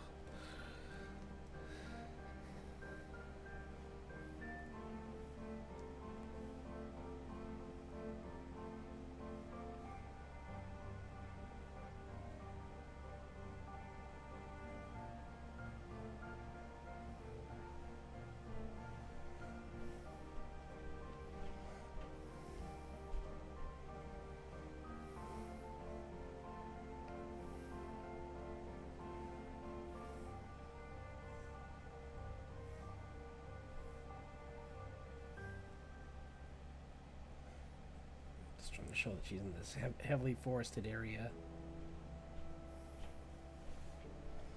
Do, do, do, do, do.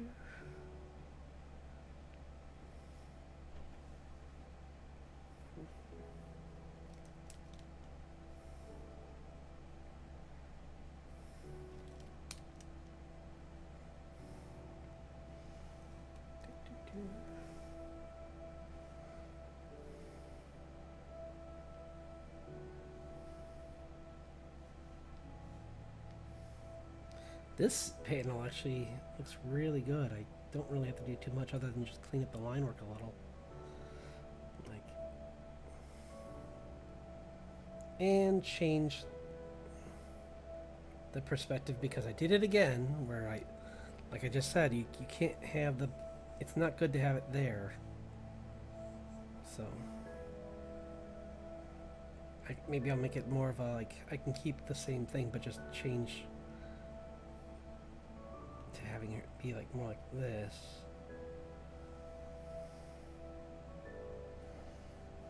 But take all of this and move it over.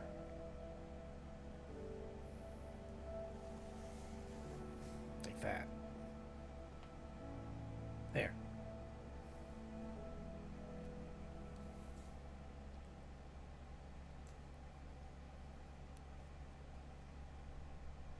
After I get the line work done for this, I'll move on to something different. But I just want to get this page.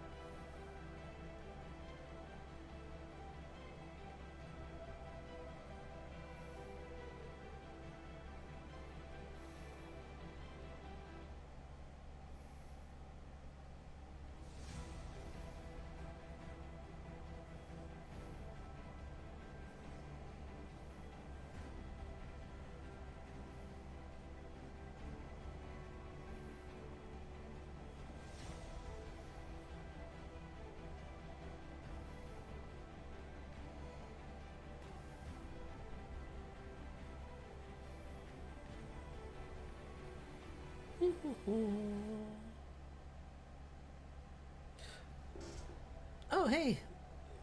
Wait, when did you? Oh, cool.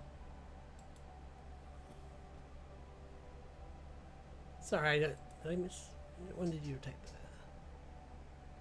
that? Oh, sorry, you typed that a little while ago. Yeah, I've just been working on this comic page, so I'm glad to hear it was fun.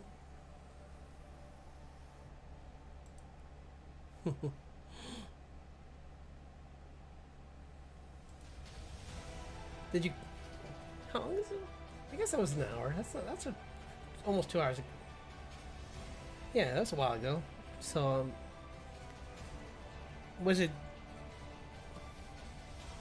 How much did you cover during in your first session?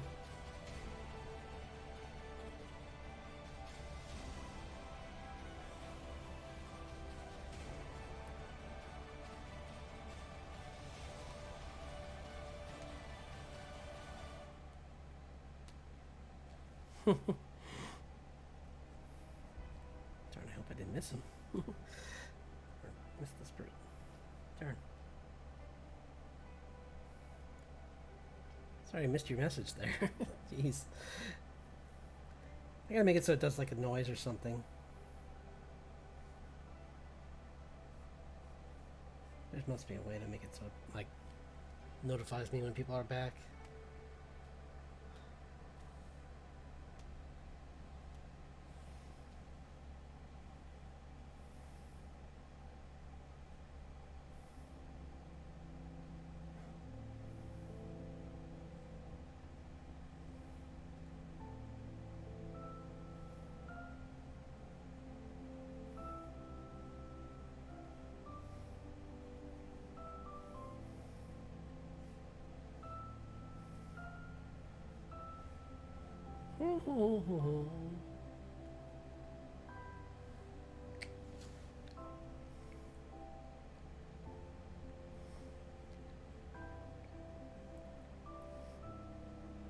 Darn, sorry, I didn't mean to miss you. I wasn't expecting to see you back in this session, but I guess I've been doing the, this has been going on for a while though, so I guess I should have figured you'd be back.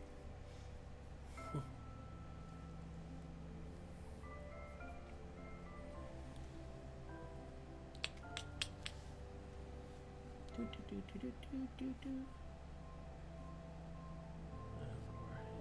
10 minutes. Okay. Yeah. Just this is the first appearance of two of the B story with Grace and Niles Wint. Yeah, Niles Winter. Not blah.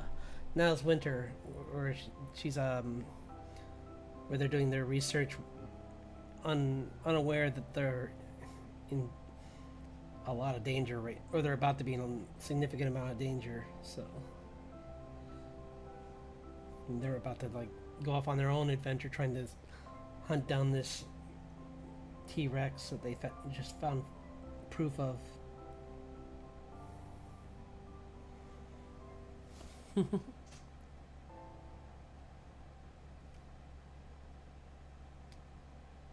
Oh no, I'm sorry to hear that.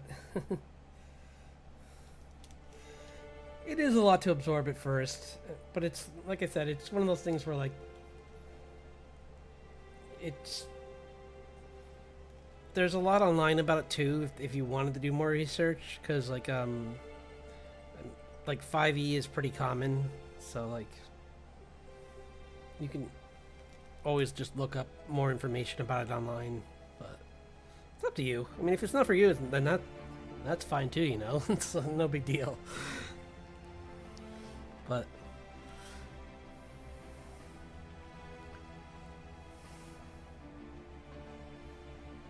like you can always just like do what I do and just listen to have it on in the background and listen to other people's stories.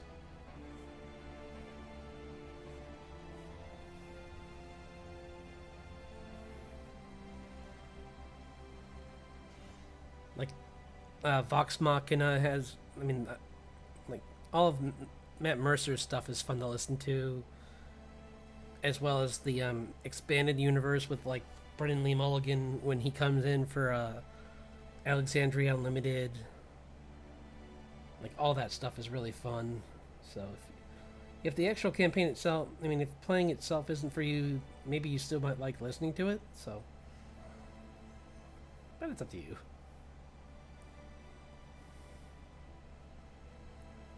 Because I'm pretty excited for this next season of the animated show.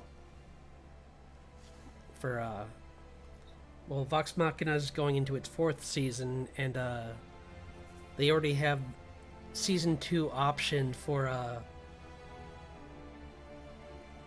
Mighty Nine, which was their second campaign. And the crazy thing is, I guess Amazon's just not afraid to throw down money, I guess, because, I mean, why wouldn't they be? Because they also only recently announced that they were going to do a God of War TV show, and they have a season 2 for that. So I'm like, okay. Like, I kind of want to see how the first season goes, guys, but good, I guess? It's like, yeah, I'm rooting for you. I want this to be good because, like, the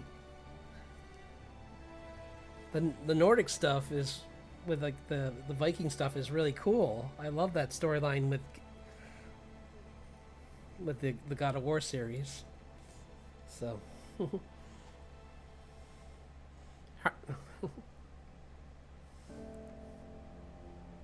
also, I wouldn't feel too bad about getting lost because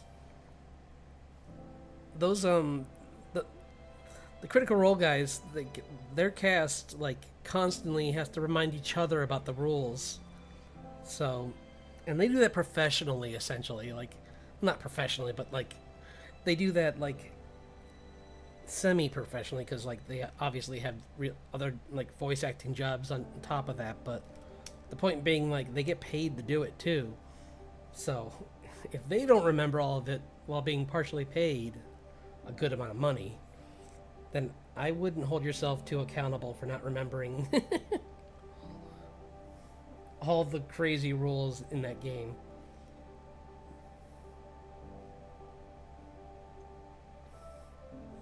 Most DMs will just like remind you of that kind of stuff anyway as you're playing, so like, trust me, they, especially with Vox Machina, they had to remind each other about the rules all the time. And there's even a couple funny moments where, like, they forgot how the rules of the game worked. Like, Marisha turning into a goldfish and accidentally... She thought that since she turned in... She forgot that that D&D still has physics in it. And she jumped off of a, like, cliff and turned into a little goldfish, thinking, I'll just plop into the water all nice and safe. And it's like, Marisha, you're falling 100 feet.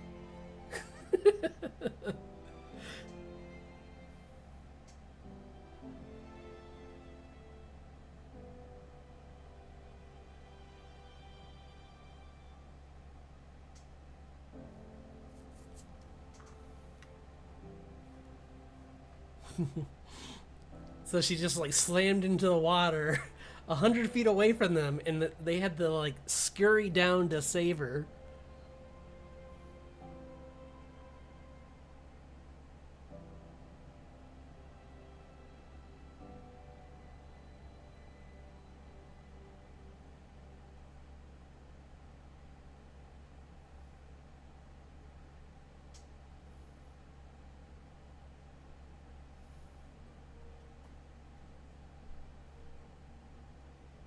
Yep.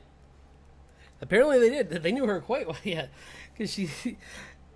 Yeah, they had to, like, run down there and pull her out of the water and revive her. And it was just like... like, oops. And they put that, like... They put her goldfish into, like, a scene in the animated show. Just as, like, a nod to that moment happening. Like, they didn't do the full scene, but there's a scene when they're in the they're inside the Scanlan's mansion, and like she turns into a fish randomly in there, and that's what that was a nod to, was her turning into a fish and falling like over 100 feet and being like, Matt's just like, okay. He didn't stop her. He's like, I'm gonna get grief for this on the ride home probably, but nope, you're doing this. It's like, hey, it's like you this is your character. You decide. I'm not gonna stop you.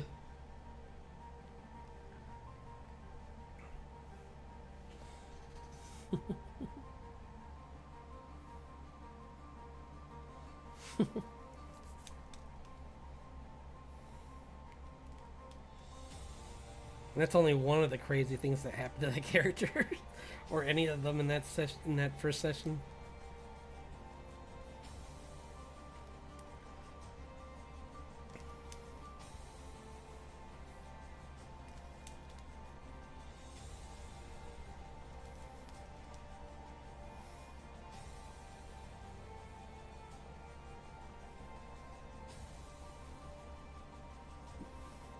And it was kind of cool that they didn't want to like announce Laura's pregnancy too early, so every time she would get up from the tables, Sam would stand up next to her so people wouldn't see her full body. So that was pretty good. And then finally later on when her son was born, like she that's when she was just like made the announcement. And I don't blame her cuz especially especially with strangers, let alone with family, you don't want to tell people too early. So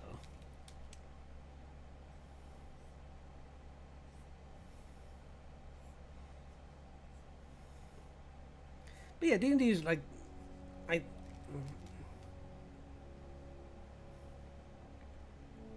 yeah, I hope they weren't too hard on you for not knowing cuz it's a lot.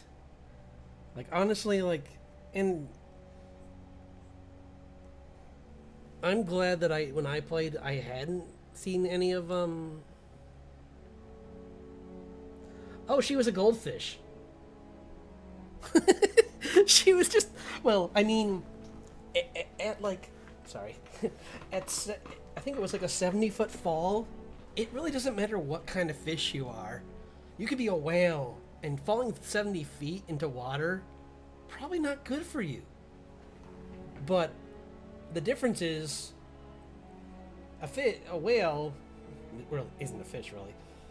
I mean, it's based on the looseness of that term maybe, but like and they have more hit points, but a goldfish has one hit point.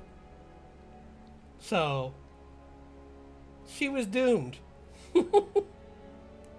She chose one of the weakest creatures in the game to fall an insane distance.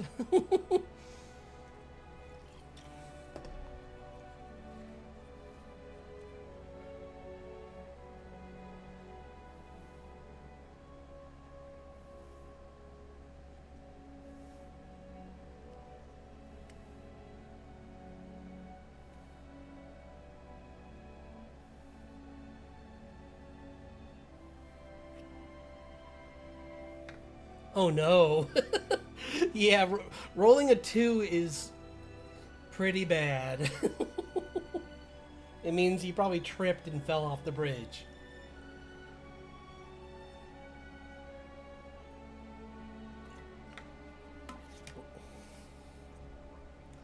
Because that, yeah, lower than.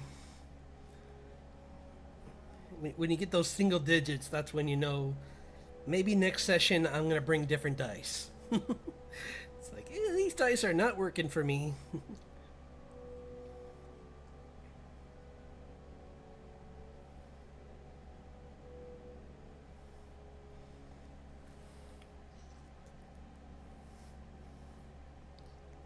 Because I remember Ashley had a dice had, that she was determined to use, even though like no one could, including her probably, could read it very well. And like it would either give her really good numbers or terrible numbers. I think the thing with D&D though is that you just can't let the bad numbers determine whether you're going to have fun.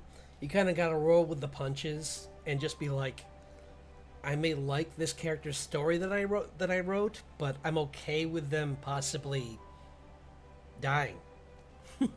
Like it's all for the story. So you gotta fight to keep them alive, but at the same time you gotta be okay like with the fact that they might not make it through the story. Because I mean I've been, and that's something that I wish I had known back when I was playing, because I did take it too seriously at times and tried to like just, and I would get nervous about like low rolls and everything, and it ruins the fun. Like it's more fun to just be like see yourself as being as narrating this like character that you made, but that you're okay with losing. It's like a Dark Souls character. Except you just, instead of like reviving and starting over, you start over with a new character, but you're still in the story. You'll just make someone new. And maybe your next one will be a way better character because you'll have more insight into how the game works the next time around.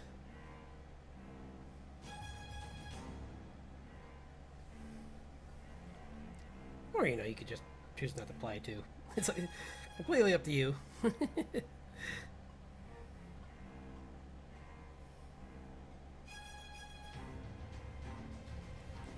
But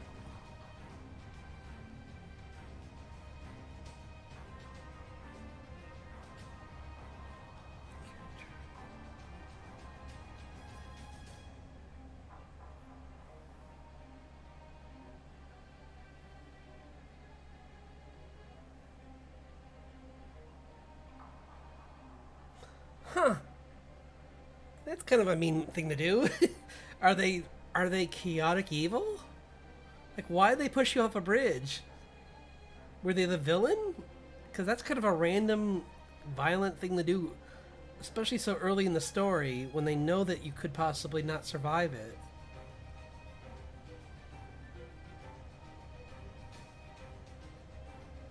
No, that's on them, not on you then.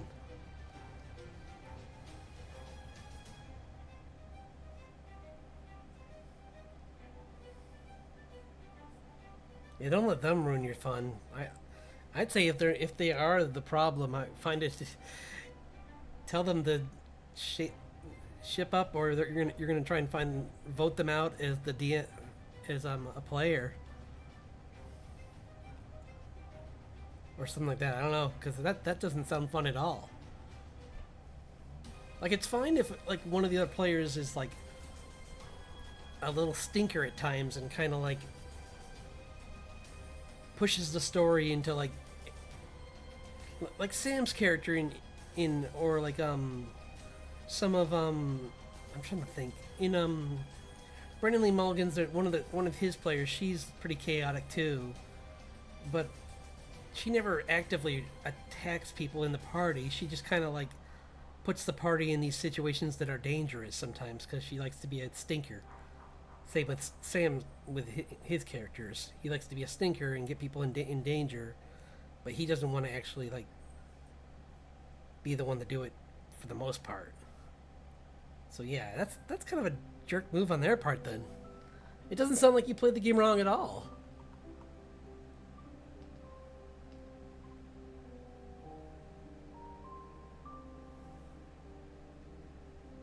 What? They're worried about loot this early in the game? This isn't Warcraft. Who cares about loot? It sounds like they're not playing it for the story. It sounds like they're playing it like it's an RPG, and D&D is not an RPG. So, yeah, I played with people like what you're describing. It's not as much fun with them. Because they just think it's World of Warcraft and think that like drops are important, and it's like, guys, 90% of the time you'll find nothing. That's how a story works. Your characters start with weapons, and you don't find better weapons, you just get better with your weapons.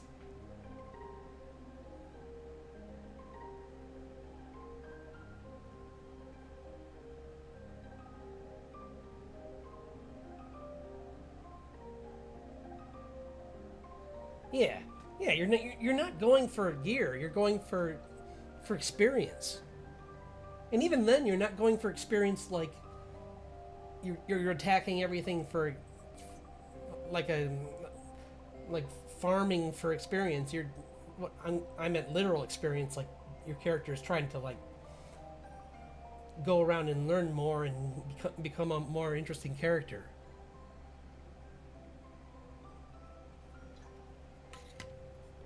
Yeah, there's. But I mean, that's also something that like certain DMs decide on, I guess, because and from what I've seen, I think that's a better way to tell the story because I've played it where you level up as you're fighting things, and all that does is make the DM throw a lot of monsters at you for no reason at all.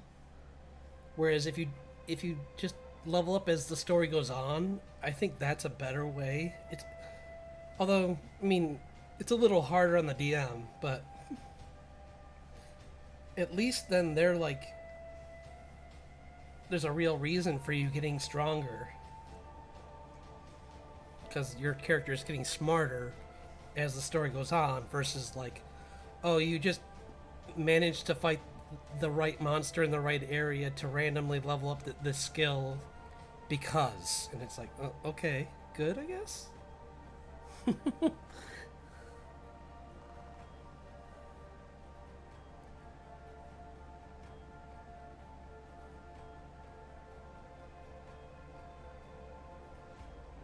Oh well if you yeah you probably got you just got knocked out you didn't actually okay I thought you yeah they probably revived you can be healed once you hit 0.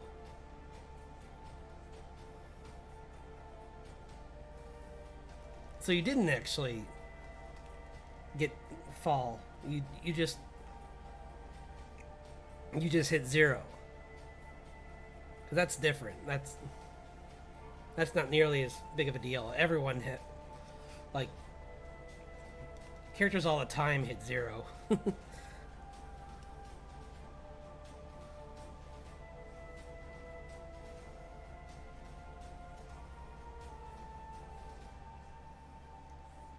But yeah, I still say they shouldn't worry too much about like fighting mobs and monsters because that just seems like a exhausting for the DM and for the players at the same time. Because you have to always be on your toes for like, are they gonna throw this at me? Are they gonna throw this at me? And they have to actually keep thinking of what they're gonna throw at you. It's not a lose. It sounds like you had a pretty.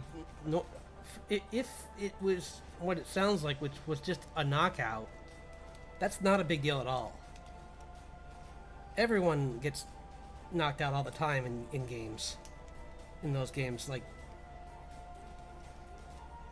in Critical Role with Grog, who's there early in the game. I mean, he's their wall of muscle, and he got knocked out all the time.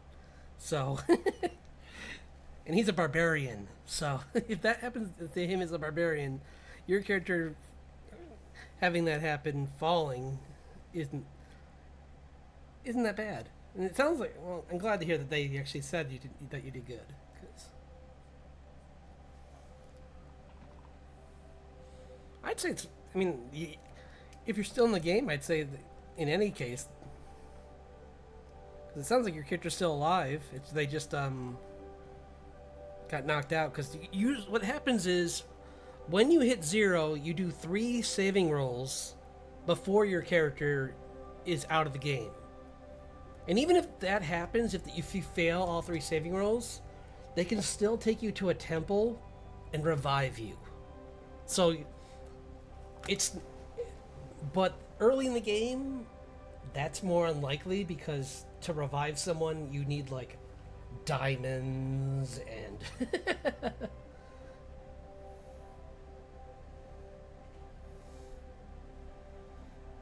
yeah you need a lot of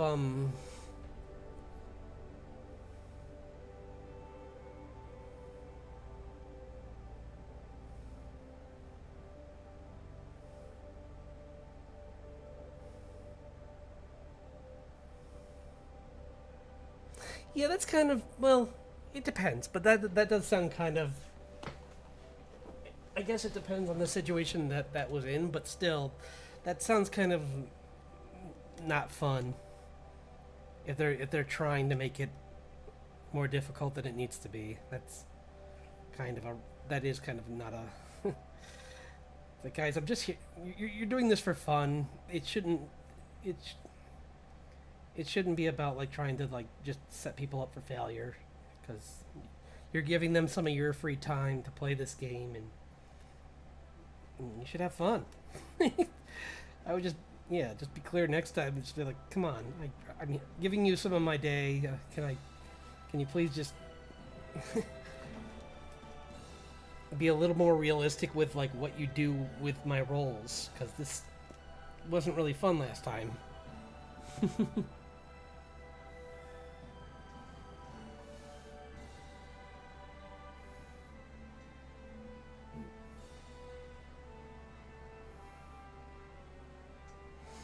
Huh? Yeah, especially because he doesn't do it to the other players. That's weird. Huh? Yeah, I don't. That doesn't sound nice. That sounds kind of stressful. You don't need that. Yeah.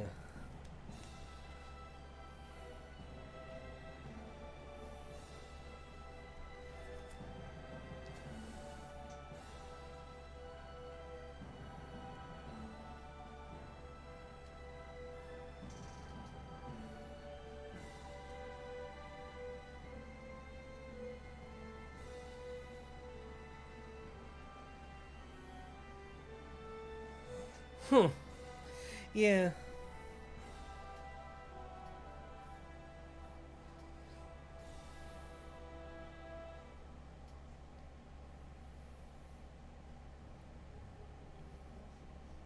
That's a shame.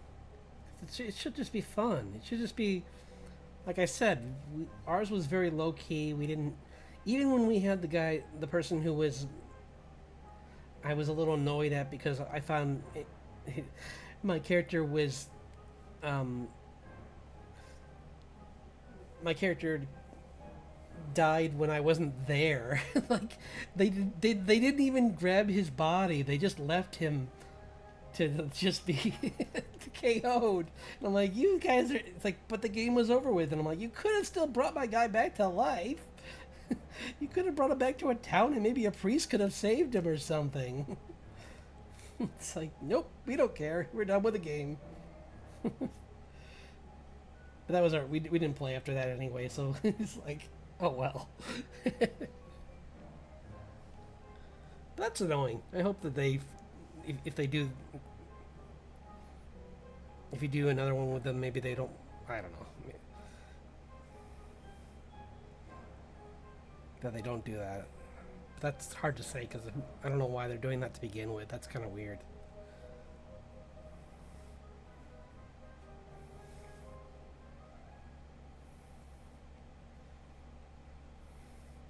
Because I know that, like, story-wise, sometimes there are reasons that things will have a higher difficulty to pass.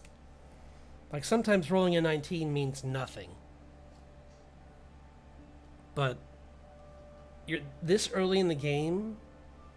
I just don't see that being the case. You're too early in the game for a 19 to be a bad roll.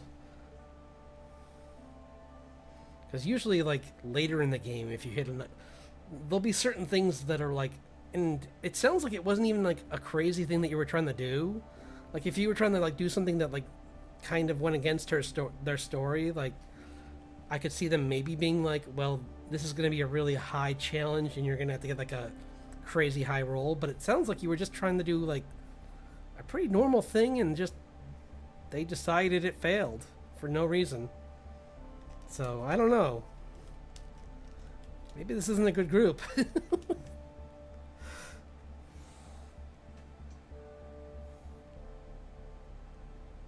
Yeah, yeah, exactly. Yeah, it's kind of like they sound like they're just kind of like, And that's just such a weird thing. Like, if they don't like your character or something for like story reasons, then they should help you make the character or something. Like, I don't know why this is happening. That's kind of like, if you purposely made a goofy character that broke the game, I'd understand. But I listened to you describe how you made the character, and it didn't sound like you were doing anything against the how the game works. So I don't know. Like, it sounds like you tried, and they could have helped you more if they really didn't like it. But from what I heard, it sounded like the character sounded fine to me. So I don't know why they decided to go against that character. It's not like you were like this OP, like, oh, I have a sword that I inherited from my father that's like +10 attack, to +10 to all my rolls, and I'm from this bloodline where I'm part dragon, so I have immunity to this magic, and you weren't one of those players, so I don't know why they were doing that to you. Because those are the ones where, like, like, I saw Brendan Lee Mulligan do that as a stand-up joke once, where he was talking about like insufferable D&D players. And yeah, you did pretty much what I said, which is just like use that random generator just for fun to pick the first character. So yeah, I don't know, that's weird.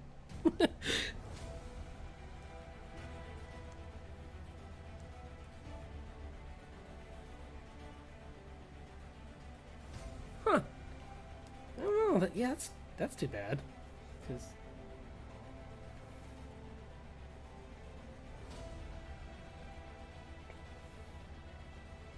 I remember one of my games, and one of my friends would, I mean, in general, he would get kind of intense. But this sounds just different. I don't know. It just sounds like they just wanted your character to not make it through the story or something, and it's really weird. But I don't know. I hope that they either change their tune or someone else takes over DMing, because it should be fun. The whole point is just to get together with friends and have a good time telling a story. So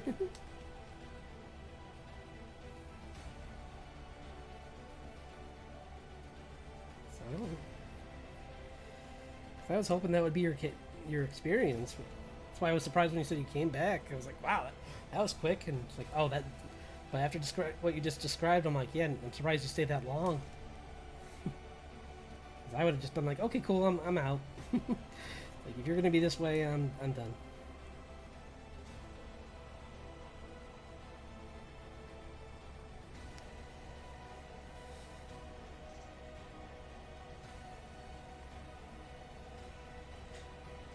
Oh yeah, exactly, yeah.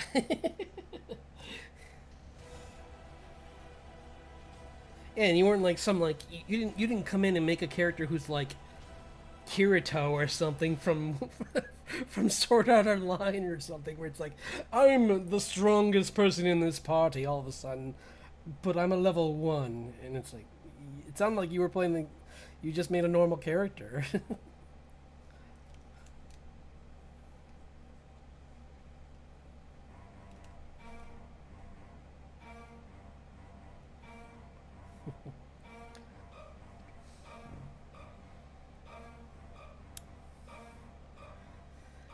But the funny thing is, I mean, I don't know the full stories, but they're online. I guess they're in Critical Role. They had a friend in their party early on who was kind of a problem, but I don't remember all the story. There's like, it's like all online. You can read about it, but like, I guess he had like, just like, he was kind of addicted to D&D in a way that was unhealthy, so he eventually just realized it and got out of the campaign.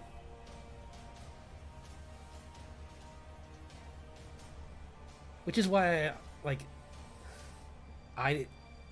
with Vox Machina, I didn't listen to anything before the Briarwood arc, because he was in the stuff before the Briarwood arc, and he would constantly and I doubt you did this either, because like most people just know that like as a literary device, it would make no sense. But like, the DM would be like telling people in the party that something's happening on this side of town, and even though he wasn't in the party, he would suddenly say that his character knew what was happening on the other side of town, and they would have to keep being like, dude, you don't know. You can't know this because you're on the other side of town and you're not clairvoyant. There's no way you know that there's danger over here. So I don't see that being something you would do, because especially for a session 0, that would be a weird thing to especially because a good DM would tell you like the way that your character works. It would be like, no, there's no way you would know that. So, but don't worry about it.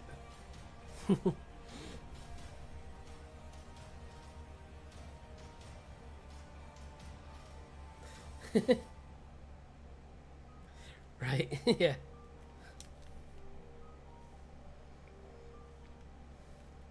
Yeah, with this guy, they just have to keep reminding him they couldn't just like, because every time someone would get something in the party, he would have to have it too, and it started to get on everyone's nerves. Like, one of the characters had a pet bear, so he had to have a pet dragon, and one of the characters, everything that people could, even though he was a wizard already, which is a pretty powerful thing to do, along with being a dragonborn, is like he had to like do everything everyone could do.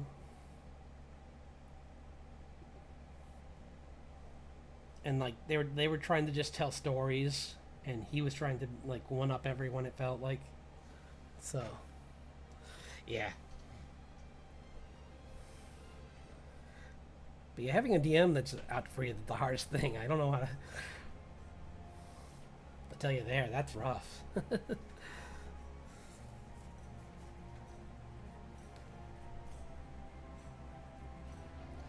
This looks way better.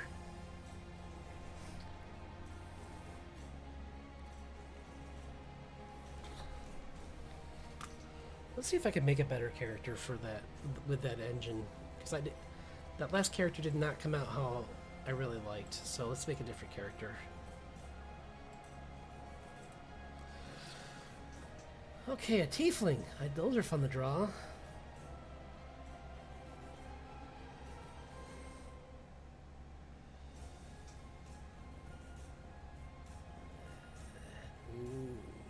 Never mind. Ooh, this is even better. Triton. Oh, sure. I can see how it would, but it's not always like that. But like, I mean, the fact that that's all you saw, I don't blame you. I mean, honestly, before I saw like how these voice actors are play the game, I had a very different opinion of the game as well.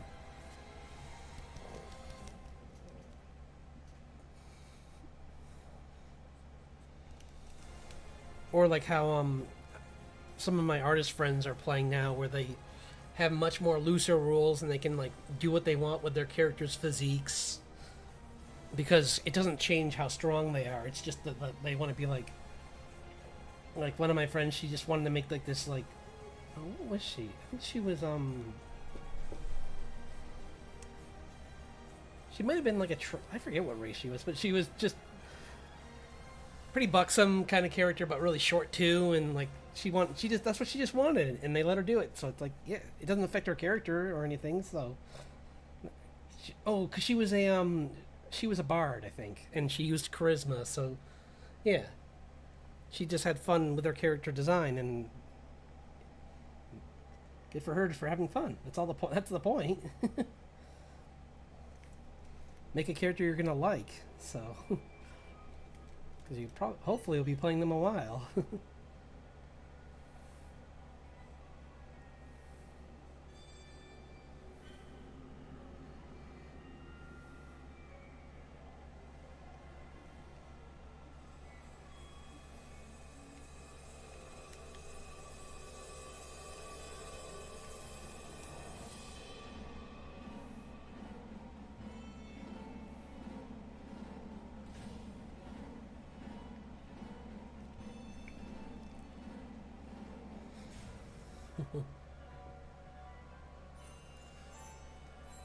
But yeah, I mean, like, I'm just saying that like it's not always like that, but I can, I understand at the same time why you feel that way. Because like I said before, my first game, they got rid of my character when I wasn't even available to play as the character. They just played him poorly, and he didn't survive the fight. He got slashed in half by the bad guy. I'm like, thanks, guys. Not only did you roll poorly, but you didn't even try and save me.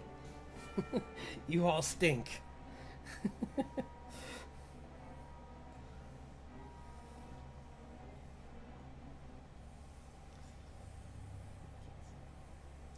Start something else here.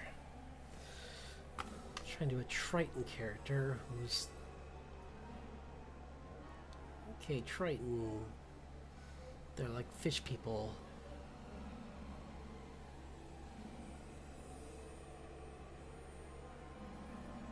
Oh, sure, yeah. No, it's cool. Yeah. Thank you. I'm glad. Yeah, no, it's nice having someone to talk to, and I enjoy. Yeah, it's fun having you here. So, glad you could drop by again. I'm gonna do a quick, rough other character to see if. Okay, the music got really weird all of a sudden, but sure. Let's see. This is gonna be a fish person. They're called Triton. They're like They're like Atlantean kind of people. A rogue. Okay. Wait, I already made this character. I'll show you. I think I have it, yeah, I made this character already. Let's see if I can find it. I did, a long time ago, I did one of, if I can find the drawing. Yeah, if not, then it's okay, but it'd be funny if I could just be like, oh, I just did it.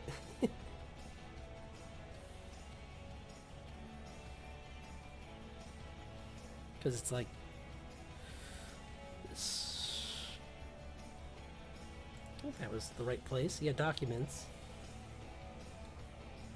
I probably got rid of it, honestly, because it was that was a while ago. It might have been one that I put, or it could be in here.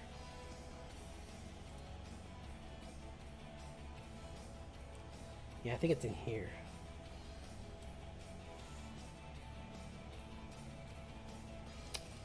Nope, never mind. I'll just make a new one.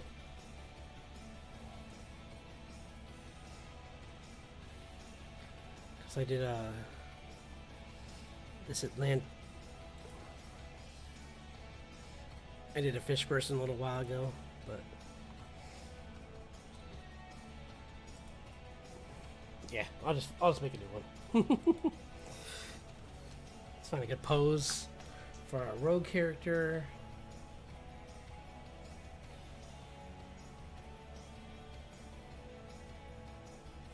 Sure. Yeah, you have a good one.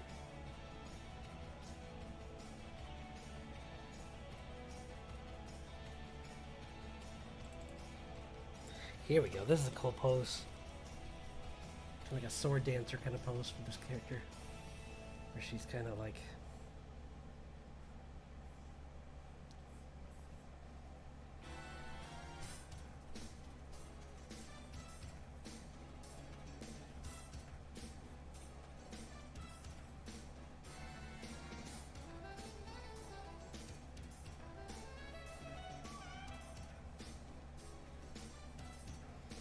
Yep, this sounds like Final Fantasy music.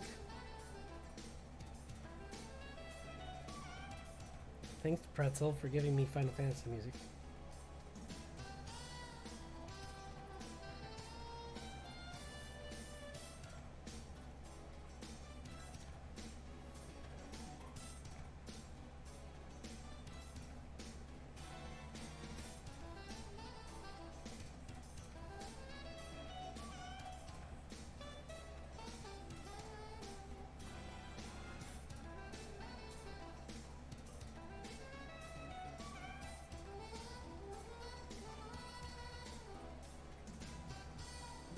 really know what their hair is like. I think it's usually just... I'll just do short. Kind of like fish fin kind of thing.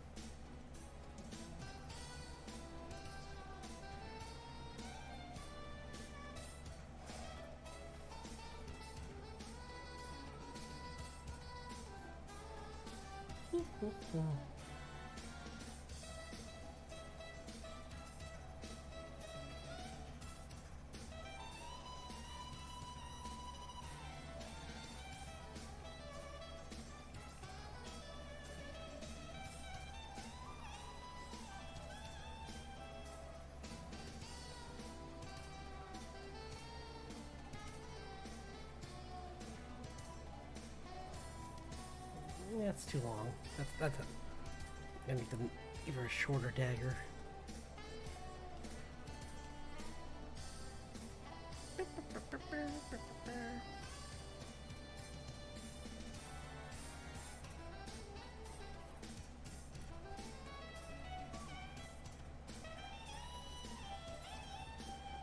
Darn, I was hoping they would have fun for their first. I was hoping that would be a fun first campaign, but oh well.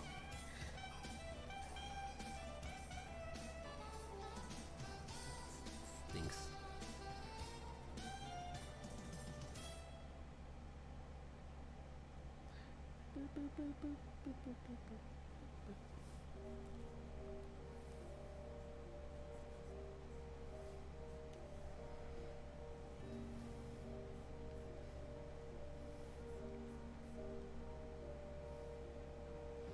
This is like a rogue character, so she's gonna be just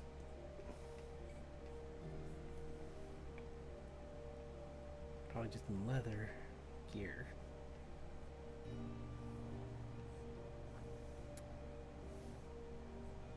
And this is already better than that other character I was doing before, so because I think I was trying too hard to make her look cool as a. I was going too far into barbarian versus paladin, so she kind of came off as too much of a walking armory. Whereas paladins are usually not quite that. They're usually pretty tough, but not like that.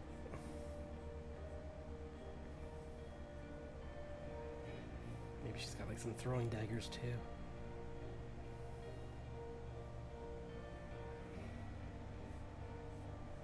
In her finger, between her fingers.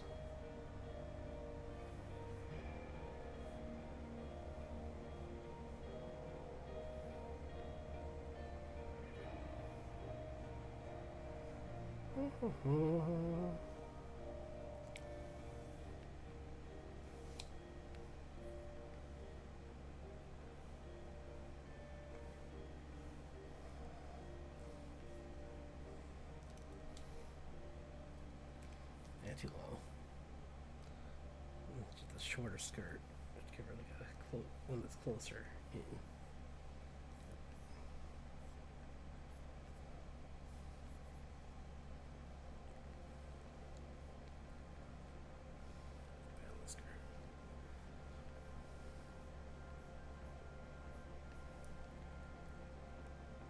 That doesn't look right. What do Tritons wear?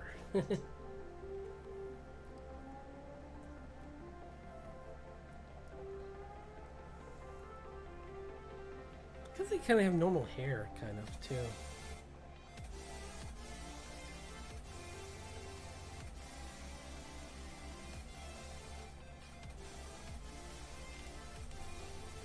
I don't know why I gave her this weird fin thing here.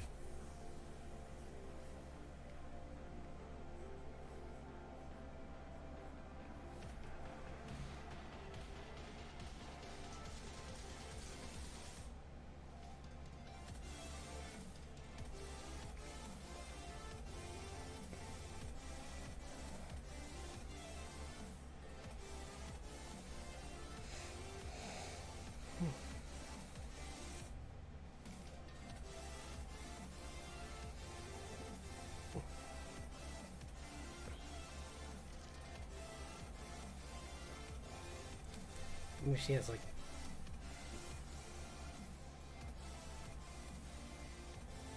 Nah.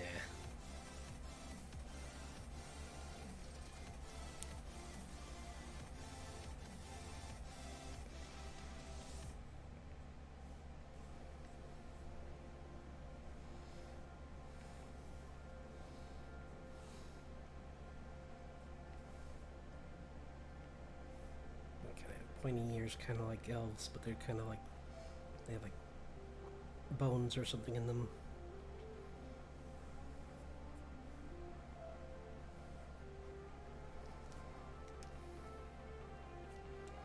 Yeah, I'm gonna give her. The goggles are kind of fun, but a bit too early 2000s. Maybe just like a piercing in one of the eyebrows.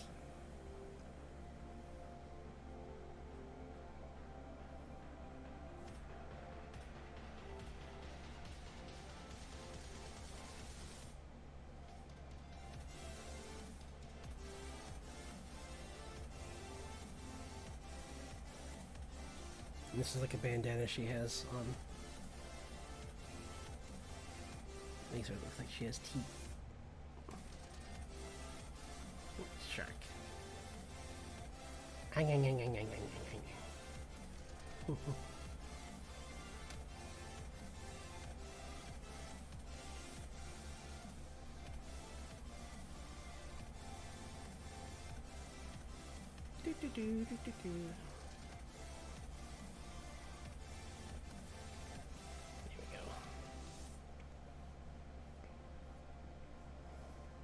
Cool.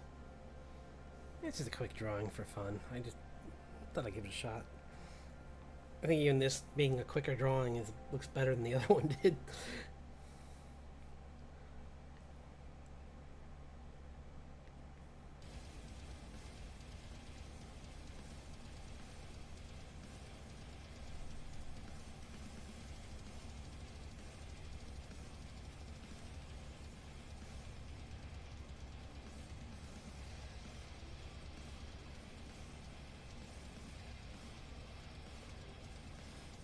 Cool. Okay.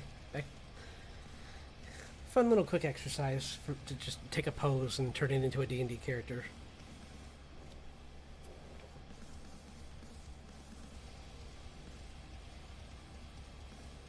Do they have tails? No, they don't have tails. For some reason, I thought they did.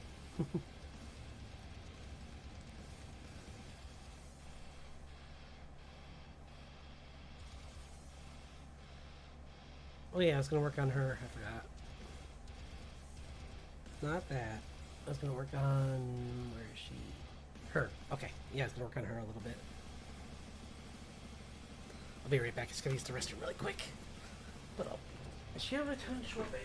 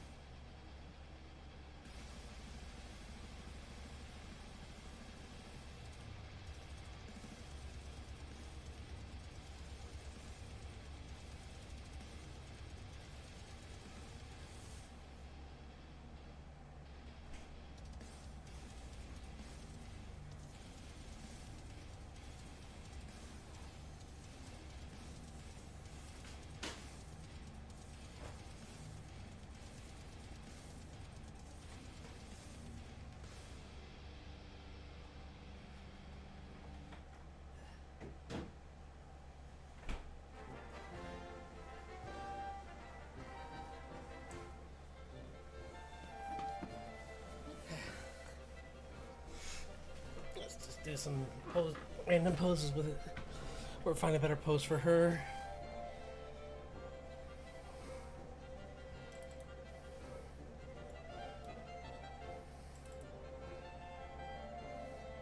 Or just clean this one up, honestly. This is not a bad pose, it just needs to be cleaned up and colored.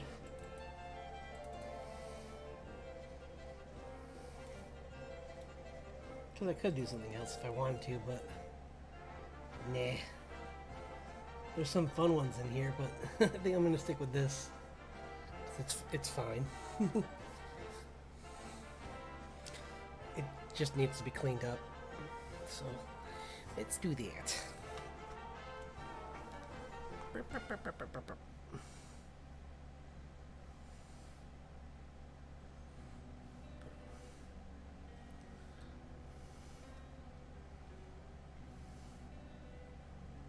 Okay.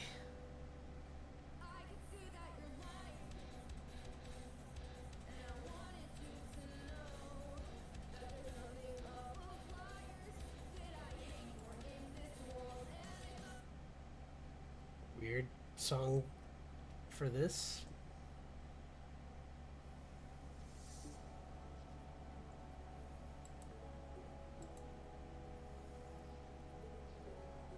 Man, I don't know. I probably gotta find a different player.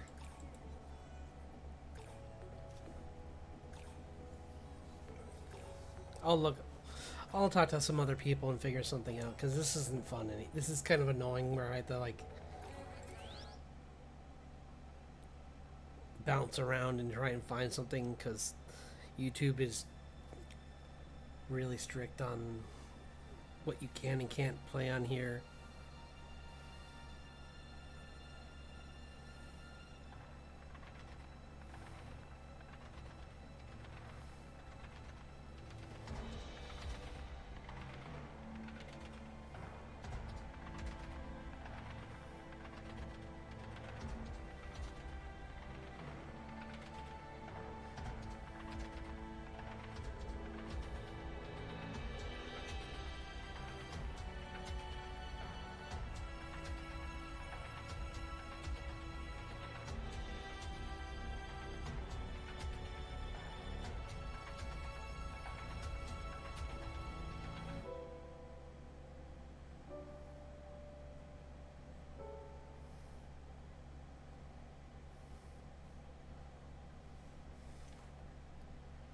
Definitely want to draw her more, looking kind of like.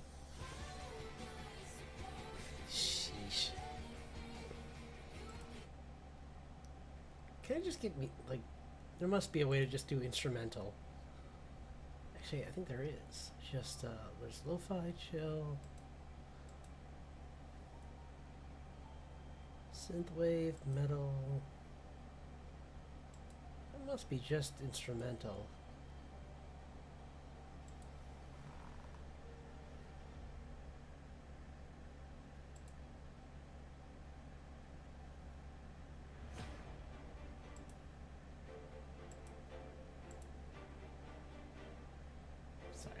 Find out if I can get this to work this way. Just, that'd be nice just to have something where I could just put on some.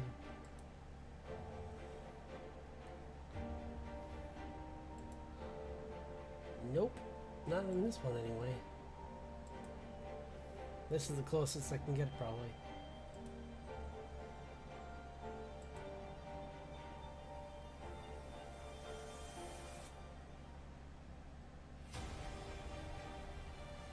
This is fine so far.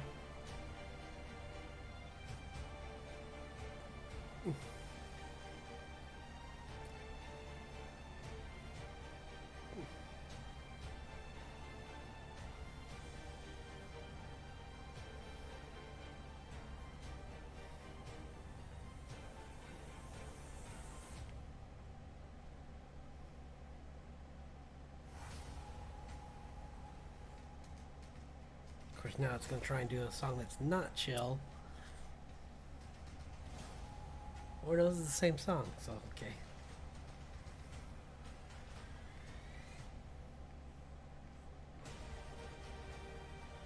This is fine, I guess.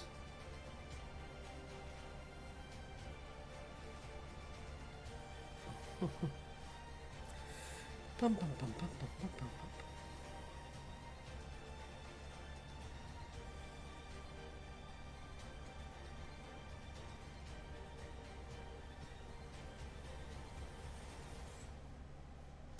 Why?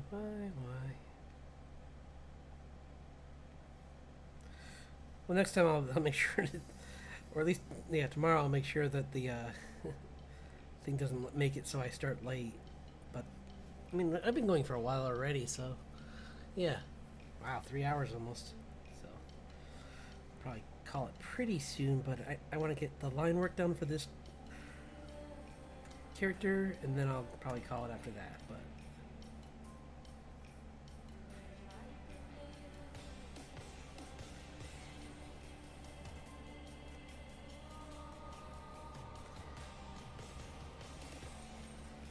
it's always a good sign though when you find something fun to draw on every character. Like with her, it's just like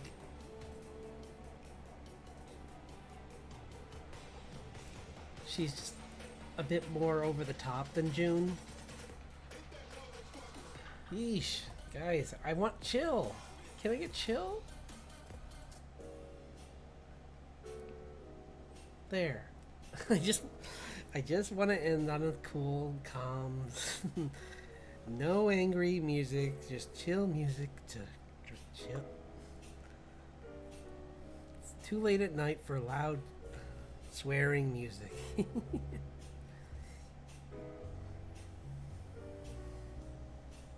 Of any kind.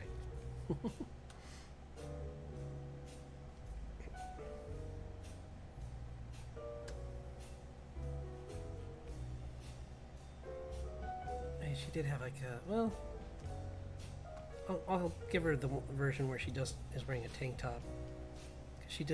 Sometimes she wears like a specific one of those coats that has the where it's like the it's like a special, it's like a half coat, or I forget the term for them, but like it's where like they end like right here, like right below your rib cage, right at your rib cage.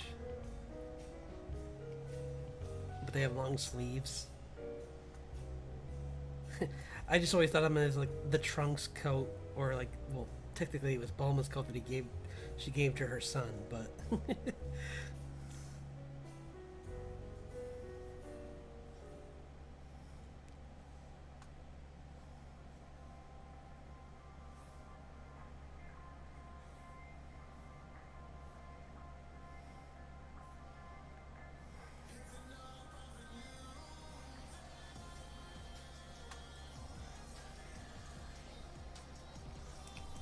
every song has to be loud. At least this one's not as crazy.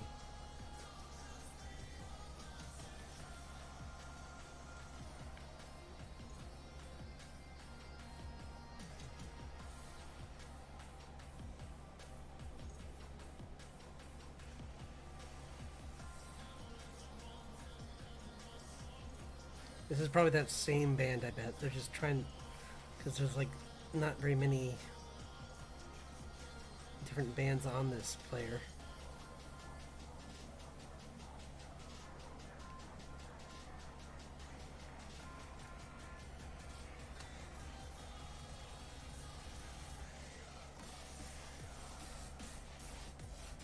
Yep. How is this chill? In what universe is that calm? I'm not asking for much here. I just want something quiet to draw to. Please, guys? Please? There's no way she'd wear that. Like, that's not gonna... She's flying around. She wants something that's gonna stay on her. So yeah, it's tucked in.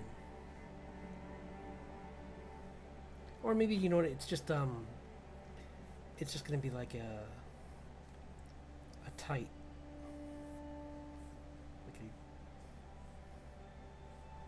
like a workout top kind of thing, where it's not gonna go anywhere because she's flying really fast. You don't want something that loose. I mean, she's a pixie, so she probably doesn't care, but still. Her partner might. It's like, what did I tell you? We're in public. You can't dress like... Trying to blend into these people.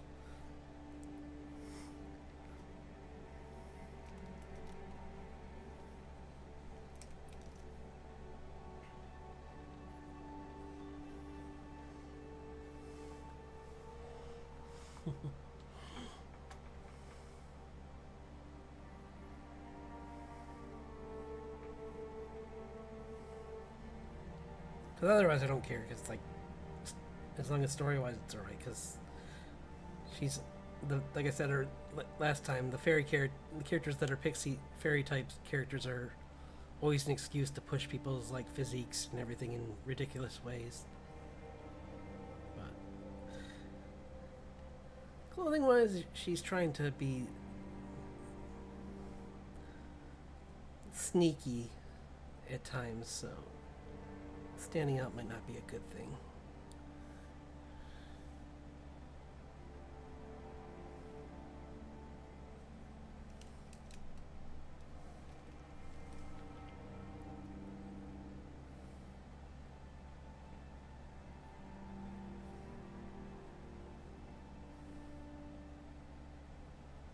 Don't you know?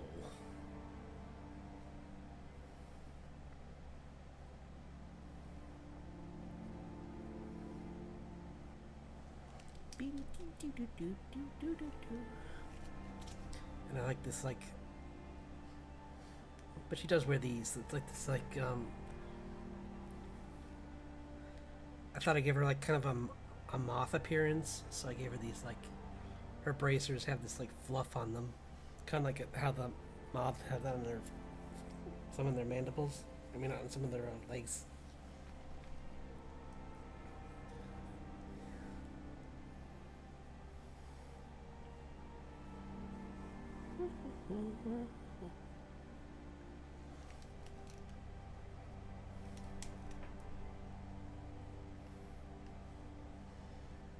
Oops, too dark.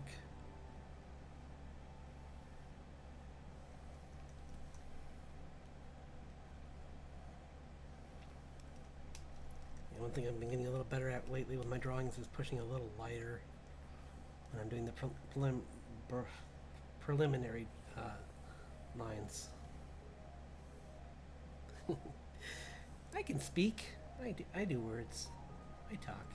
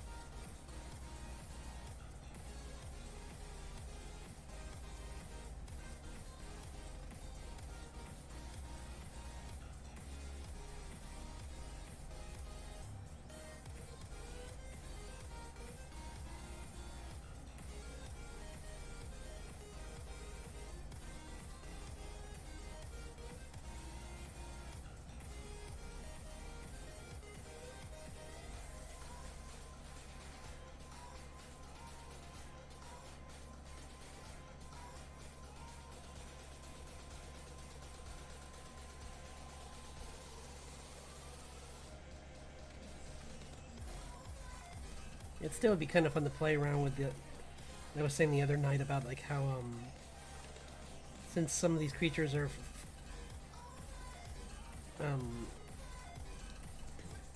aged differently, they or just like perceive time differently. They might like look back on things from like 50 years ago, fashion-wise, for us, and think that's still pretty recent. So it'd be kind of fun to give like some characters like bell bottoms or something, or just different kind of clothing for different characters. Like, I mean, it might be fun to even have like a scary antagonist who's wearing like goofy clothing, maybe even, or like clothing that other people might not take seriously, but because those kind of characters can be kind of fun to draw sometimes, where they have an odd quirk. Well, like in Terry Pratchett, the Mr. Tea Time, which is having, well, I mean, that wasn't how he was dressed, it was just his name, but like giving something a weird trait or quirk or something about them might be kind of fun.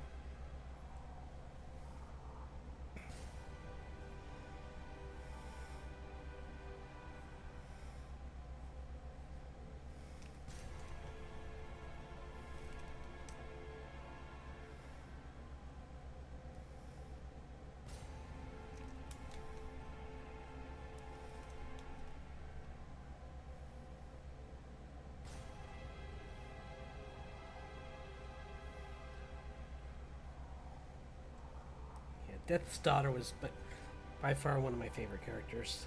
She's just so great. I love in the Hogfather movie when she's like talking to the parents, the friends of the parents, and then she's saying how she's carrying out this bag, and she's like, "Oh yeah, I'm just taking care of a monster," and they're like, "Oh, she's such a great nanny. She really does like humor the children." And then she goes outside and drops the bag, and there actually is something in it. There was like some kind of monster or something in there, and she's like, "Don't ever come back."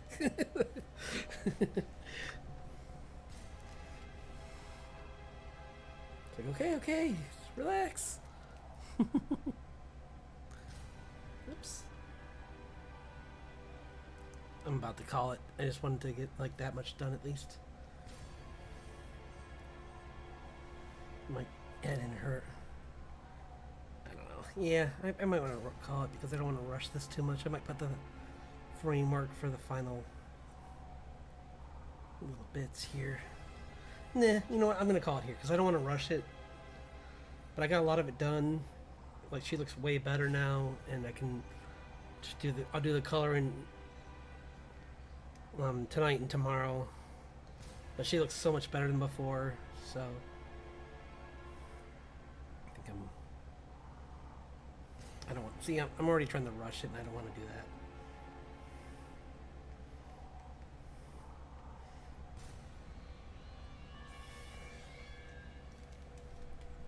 See, that's too much on that arm. I think we should take some of that off because she doesn't need that much.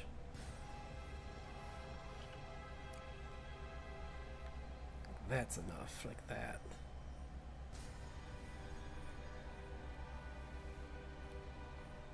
That way you can still see like the where like her elbow and everything, and yeah, that was better.